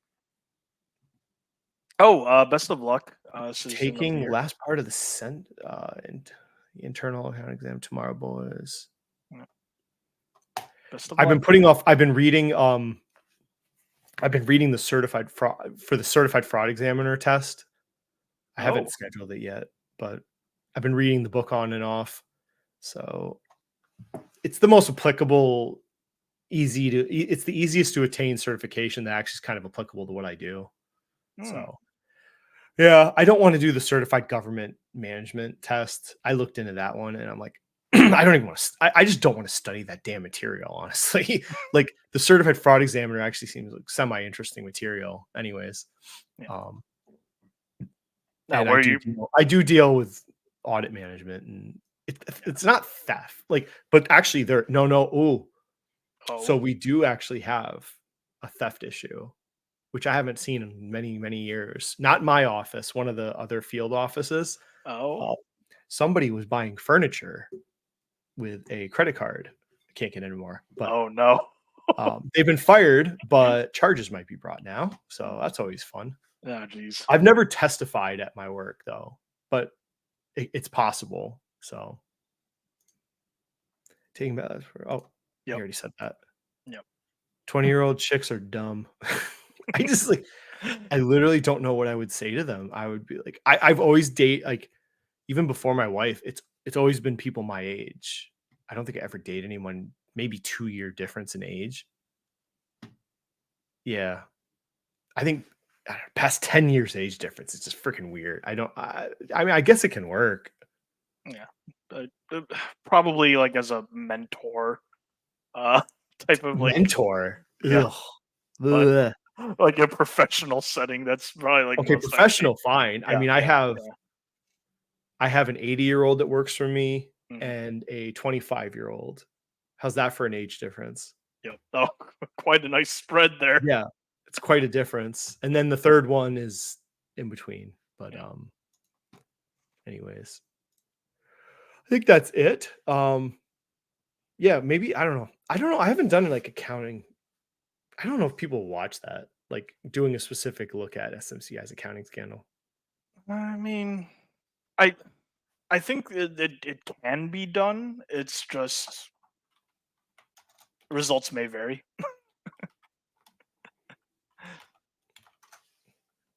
Like I can look at this and I don't like. He probably missed the beginning. Like I didn't think some of this on surface was that big a deal. Yeah. But I'm not really interested in holding this company long term anyways, so it's not something I really want to look into. I'd rather buy more air conditioning stocks probably. Yeah, because one of the funny things was like I noted was it seems like some of the verbiage for upcoming SEC rule changes on disclosures will try to incorporate like large shareholders if they have those holdings on margin, but that's not going to take into effect Is this for the current a bit. story? This is the And current one. yeah, Like this, I think it was this one. Circular ray party relationships, SuperMicro price components to able kinds of computers simply assemble and sell them back to SuperMicro. Yeah, like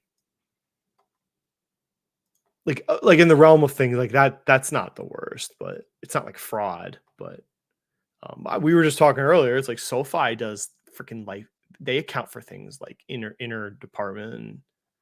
And, Technoglass had this issue. Well, a little worse than what this. more spicy. It kind of intrigued me more when I read some of it. I'm like, because some of their Hindenburg's like, yeah, the cartel owns. We believe the cartel owns chunks of this company. It's like, okay, well, but the cartel likes money and I like money, so is that the worst?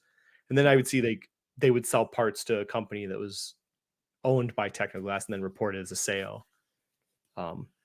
Which any accountant would tell you obviously not to do that, but okay. Yeah, the other one also was like it was the Cali cartel, and the Cali cartel's been disbanded for how many years?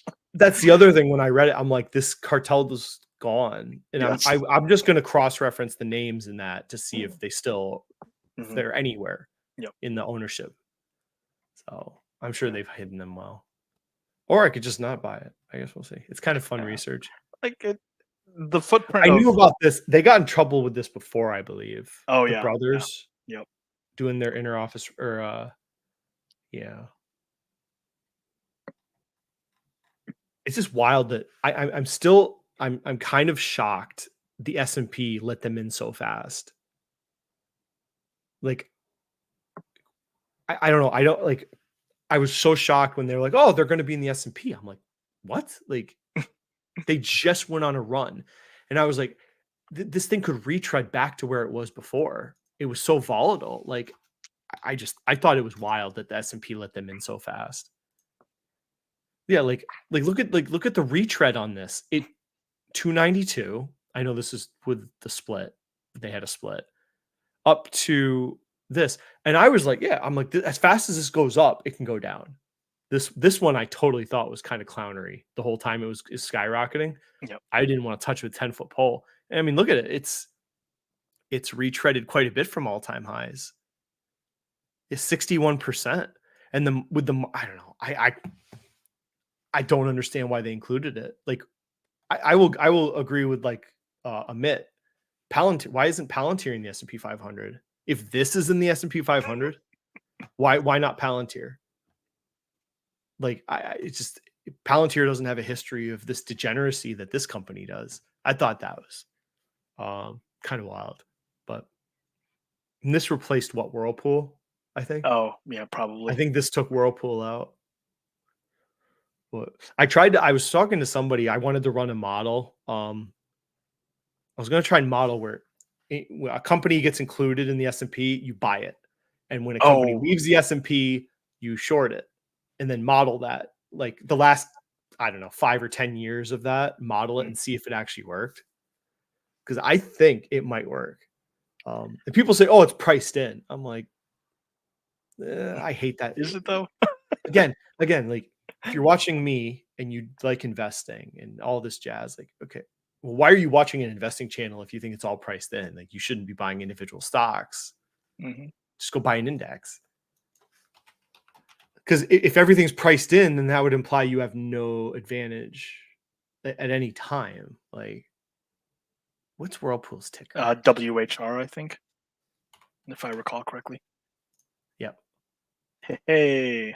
So look at it. I mean, I'd love to model. If I have time at some point, I would try and model this. Just get the list of inclusions and exits. I just need their dates. I can model it. See if it would actually. Could you actually make money doing this? I guess the question though is, how would you model what would the exit be? Are we just saying, because I wouldn't imply you would hold the short in perpetuity. No. Logically, you would exit it at a certain point. Yeah. Because you don't holding to zero, not really. No, that normally don't. I don't think I've never have, except for my 10 shares of my con. I have 10 shares. So I was going to ride them to the end. It was going to be 1,000, and then Andrew's like, "Well, why don't you just do 10 if you need the capital?" Okay. Effectively zero. Such a beautiful chart. Well, I want it to disappear. That was my hope. I want it to disappear because that's what I think. I've always been told when a company goes bankrupt, the stock just disappears. So it's not disappeared yet. Does it have volume? It's still being traded. Conceivably, it could come out of bankruptcy. There are people out there that literally try and figure this stuff out to see if it can come out of bankruptcy. You could make like 10,000% returns on it. Yeah, because they did the old Bed Bath and Beyond of we're not completely done yet. I think it was chapter 11. I want to say the restructure. Mm-hmm. Yeah. Did they come out? No, they haven't done anything yet. It was just hey, we're just doing the restructure bankruptcy for now. I don't know how they but could then come out again, of this. yeah, I don't see it either. They have assets. They do. It's just so many of them that have been financialized already. Though. Yeah, the finance part is but if they threw out somehow in bankruptcy, what if they threw out the credit? I don't know. Yeah, it's not really something I care. I don't know. Yeah, it's muddied too because they also have their own VIE structure for some of the financialized assets, which is another pain. And I hate VIEs. I've really grown to hate VIEs. Yeah. I think Dan needs to do accounting for Whirlpool. Yeah. Uh-oh. Yeah, because Beater Stock says Whirlpool has the most complicated financials I've ever seen. Oh, no shit. I've never looked at Whirlpool in my life to think about buying a company that makes appliances. That seems like such a terrible freaking business. So cyclical to me. I don't know, you can put off, right? You can put off buying an appliance, you can get it repaired. And then the warranty costs of these things. Yeah, that's probably the complicated part. The warranty costs that have to be on their books for selling, appliances. Oof. Yeah. I don't know. I've never even thought about investing in an appliance company. SuperMicro sounds like internet company Homer Simpson made. It really does. Yeah, it really does. It's not a new company. Mm-hmm. It's been around forever, and just finally this thing's been around since the dawn of time, almost, you could say. I don't know. It's been around since before COVID. And it just do nothing. Hold my beer. We all think we can find these companies, and maybe you could. Go look on your exam. Also, future destabilization democracies in Latin America. What? Well, the CIA as in Central Intelligence Agency rather than. Oh, yeah. You caught the joke. I'm not even. No, I'm not going to explain it. No, that's a solid joke. We're going to go with that. So that's a wrap, I think. I think so too. So be safe out there. For sure. I think you should be, some of you tech people, you should have been more diversified than you are. You deserve to get a little slap on the wrist. You tech boys, you should have some air conditioning stocks and some kitchen cabinet stocks. I will say at the same time, pretty early, some of the names, they really got punched in the face. Others, Not down that so far though. So we'll see. We'll see. Time will tell. Yeah. Yeah. I need a new dividend investment though, still. Ooh. So I'm not doing DLN because the yield's down. So Mm. I'm just putting Schwab money market account for now. Yeah. Something will pop up that I find interesting. But okay. Mhm. I don't like to be mean, but did I play this before? Okay, I try and be nice. I'm a nice person. But can I find this? Uh-oh. Oh no, what did he do?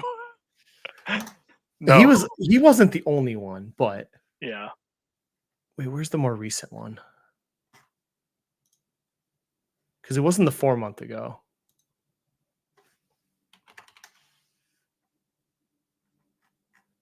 Nope.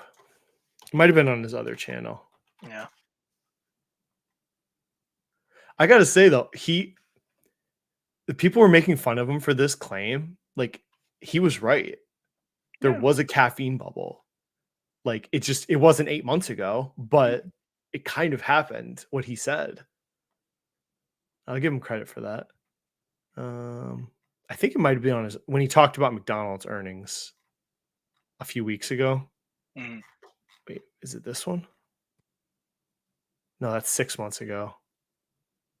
God damn. Can you search by? All right, this might be really quick if I can't find it. Is it on his main channel? See, this channel, he just talks about his portfolio. It's on the other one. No, sad. My boy Joseph, he went on a hike for Labor Day weekend. Oh yeah. Because the picture was shared. Yeah, I don't see the McDonald's video. No. What did he lay out in the McDonald's video though? Like, if you recall. Doesn't he put it in the thumbnail? Usually he does, but Yeah. I guess he didn't. Beater would probably know. I guess not. I don't want to go too far back. Was it this one? Welcome back, everyone. We are in Domino's, PayPal, Amazon.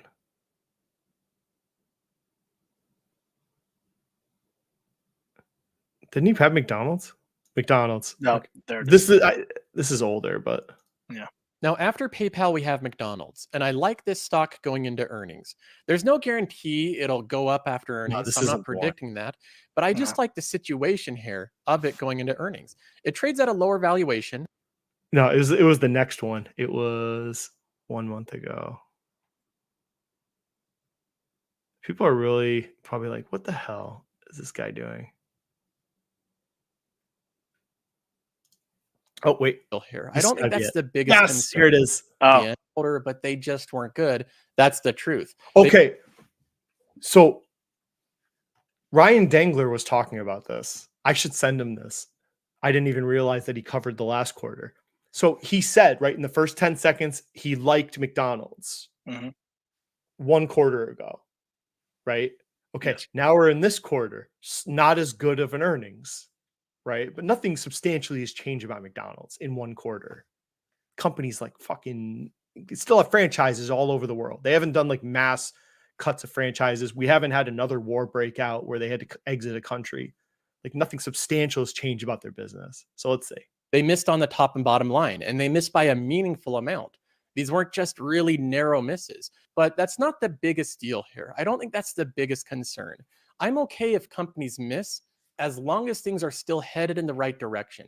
If a company misses their expectations, but they're still growing in intrinsic value, I think that's fine. In this case, McDonald's is not really headed in the right direction. McDonald's same-store sales. This kills me. This kills me. It's not even about Joseph, because a lot of people on Twitter do this too. He's just the most like out there, like doing this, making these big grand statements about a business on like a short-term metric or some short-term situation that the business has. Like, Yeah, this is a bad, like when this earnings came out a month ago, it didn't look good, but they look at this by the numbers, like this value investor type mantra. Okay, it's about the top line, the bottom line. What are the projections? Same store sales. Okay, now I'm going to make a judgment call on this business for like forever. These snap decisions people make, and it's so like there's no nuance behind it. It drives me nuts. It's like, was McDonald's in a bad spot this year? Totally. Like, it's not a secret. Inflation was hurting people and their ability to have money to do things like go spend, buy McDonald's, which is, a discretionary spend. McDonald's has been raising prices, combating inflation, and their inputs are going up too. But it came to a head this year. But then it's like, well, no growth forward. People are running from McDonald's. It's like they made all these like outlandish, ridiculous statements about McDonald's that I'm like, where do you come to these conclusions that you're just like, you're cutting this company off at the knees because one bad quarter. Like one bad quarter does not make a company. Okay. Like, and I've said this before. Okay. Look at me. Okay. Bad quarter. But what do we have here? We have a unique business. One of the greatest, I'll put it this way. I'm pretty sure I could give you all the money in the world. You could not replicate McDonald's business. I'm pretty sure at this point. I'm pretty confident saying that. I don't think anyone in the world could replicate what McDonald's has done, creating this worldwide franchise system the way that it came out. People have tried to copy them and they're always failing. But I don't think you could duplicate what McDonald's has done. So there's value in that.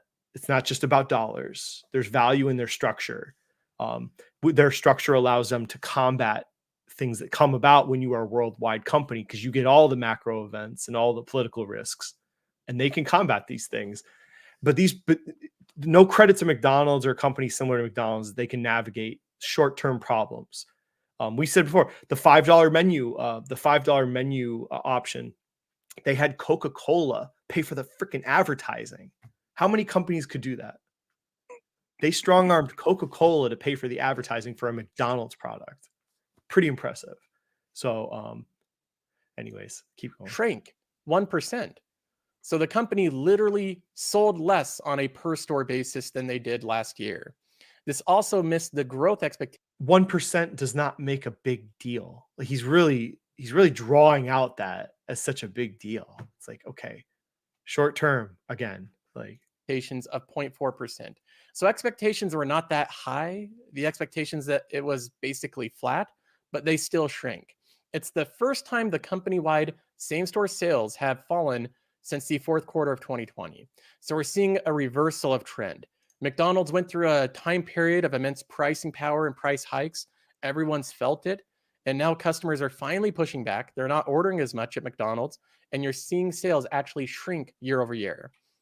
The US McDonald's same-store sales decreased by 0.7% for the quarter. A year ago, the chain reported US same-store sales of 10.3%. So we're seeing a huge reversal here. Consumers have cut back on their restaurant spending, particularly at fast food chains. I think that's because fast food chains are not good value anymore. They're not good. Okay, again, like short term, what has hit us? Inflation.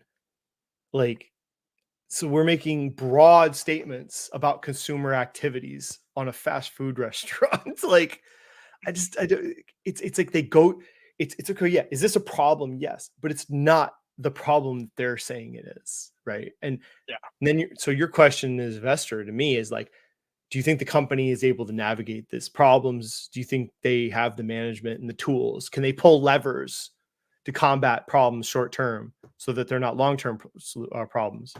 McDonald's does. They can raise money. They can raise fees on the franchises. They can come out with new products, which they've proven they're able to. I'm like, so this is very short-term analysis. Value compared to sit-down restaurants. Compare the price you pay bringing your entire family to McDonald's to what you pay at Texas Roadhouse. Texas Roadhouse, you're getting steaks. They're grilled fresh. I think this comparison's weird. It is a weird one. It's just McDonald's. You're at the end of the day, you're at work, you bring your kids to soccer, you're tired, you go to McDonald's. I'm not going to Texas Roadhouse. I want to go to McDonald's, spend like $30, get some shitty food or some McDonald's food, and then go home. Or I want a Big Mac. Like, weird comparison. Okay. McDonald's has a really good app, right? With points and Texas Roadhouse isn't doing that. It's a sit-down restaurant. I guess you could do a DoorDash, but Cash for you right there. You're getting homemade food, usually with homemade ingredients. and who's demanding homemade food at McDonald's? I don't understand that point. Same. You're expecting a McDonald's burger at McDonald's. I don't think you're expecting a gourmet Wagyu beef burger at McDonald's. Different businesses. For sure. And you're getting service. And the price is usually around the same as when you go to McDonald's. Whatever, ordering less, they're ordering smaller amounts, and they're reacting. 1% decline same on store sales. And we're going to draw the conclusion that people are ordering less food when they visit. I don't like, he's going too far. You're going too far with your analysis and you're making assumptions. Now, the stock today off, because in a lot of cases, this just means that investors were expecting. And this blew their brains, like a lot of these people, because they looked at the numbers, they saw McDonald's did atrocious to them. And then the stock just proceeded to go up every day for like the next 3 straight days. And I loved it. And none of these value investors for a second thought, maybe I should think about my investment. My investment process is telling me this is a garbage company in decline. And then the market's telling me, no, there's value here, and it goes up. And it's like these people, they lose their mind, because maybe you should reassess how you analyze companies, because you're missing something. These value investors, you're missing a point with a company like McDonald's. Expecting slightly worse, and some metric came in slightly better, and so the algorithms are pushing it up. Like you say, $1 earned at McDonald's is more valuable than $1 earned at a different restaurant. It's a more secure dollar, right? And they get franchise fees. Most restaurants, it's not the same. Some places have franchises in their business, but it's not McDonald's. Like, not even close. This is not a sustainable rise. McDonald's being flat, not a sustainable rise, means that the company's not going to sustainably grow unless they start growing those metrics. What we can look at here is that the price of McDonald's stock is down. How do you say that? year to date. How do you say that? So this is a company that's in decline right now. Decline. This is a company in decline. These statements are Joseph, come on. In decline. Okay, wait. When Russia invaded Ukraine, they had to pull out of Ukraine and Russia. They lost like 9% of their revenue. Were they in decline at that point? I'm missing like where's the decline? There's also wars in the Middle East right now, and there's some unpopular opinions of McDonald's in the Middle East. You don't think that's slightly affecting their revenue short term, right? Like, Jesus Christ, like fucking decline. And where is it at? Like 290 now? Where's McDonald's at? 290?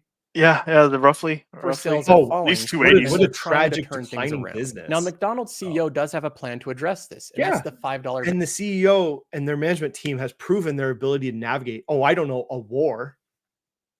Do you think, are they a proven team? Oh, I don't know. Like 2 whole countries they had to exit. Yeah, they can navigate hard times.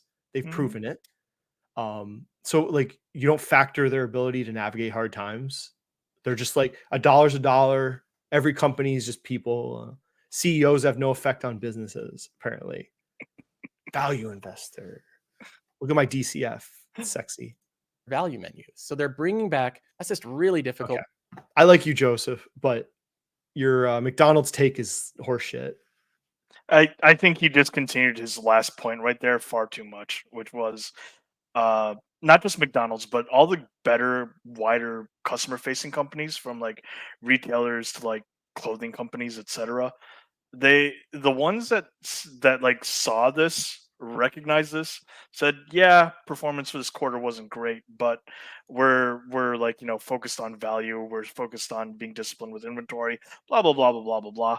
Like, stories with words, but it all makes sense. It all, communicates something about the future, and the, unsustainable. I'm sorry, I disagree. I have no interest going bearish on McDonald's.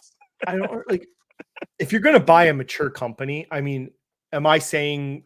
And then I always like somebody right now. What they're going to do is they're going to go look at a 5-year chart of McDonald's, and then they're going to want to fight me. So compared to Nvidia. Yeah, they're going to compare it to like random Nvidia things. Yeah. or QQQ. It's like, okay, but it's just like, do I think you should just be buying mature companies like this? I've said so many times, if you're going to buy mature companies like this, well, no shit, they don't grow very fast. It's a worldwide company. So you can, if you're going to buy a mature company like this, you have to buy them when things are atrociously bad, like really bad. And then that's when you get your discounts. So I don't know what else to tell people. It's like the last time I bought McDonald's is when it dropped to 220 when Ukraine was invaded. That's a complete worst case scenario event. 2 countries they had to pull out of. There's a time you buy McDonald's and you can get a decent return. Companies like this are not really companies you buy like DCA, or it drops $10 and you think you're going to get a great return. I mean, like if people have taken advantage of the earnings or, the inflationary fears this summer in the story about the $5 items, okay. Some people ask me, $2.50, is that a good buy price? I'm like, it's okay. Again, I thought it's going to go to 300 at some point. So, there's a return there, but you're going to buy a company like McDonald's, you got to wait till it gets really bad. And then you trust that the business model and the management are there and they will succeed. This isn't something you buy all the time. There's nuance buying a company, and how you evaluate a McDonald's investment is not the same as Nvidia, or a small speculative cabinet company. They're all different valuation methods. It's not just a DCF, or you don't buy shit because it's cheap. My God. Joseph fell in love with, that's the one usually here, people compare Chipotle to McDonald's, but they're not really the same business structure. Chipotle is not a franchise system like McDonald's. I don't see, there is no competition for McDonald's, really. I don't think. No direct competition. Don't give me Wendy's. I don't want to hear Burger King. I don't want to hear BurgerFi or any of that crap. There's McDonald's is McDonald's. It's an eternal business. Doesn't mean you buy it. I prefer Patrick Swayze Roadhouse. I did see the new Roadhouse. Was it any good? Oh, okay. All right. It's okay. It's okay. It's okay. That's all I gotta say about it. Anyways, oh my God, 2 hours. Okay. I think that's enough, but I'd say so. Thank you for watching. I should cut this up. Maybe I will. There's some good. I'll cut this up in probably different parts, maybe. Thanks for having me on, Dan. Yeah, thanks for watching. And it might be a few weeks before I do another one, because literally I've got sports and kid crap like every day this month. It's freaking nuts. Back to school Thursday. We should play an outro. Nah, wait. Okay. Well, our Lord and Savior, Anthony Noto, can only end with that. All right. Have a good one. Bye.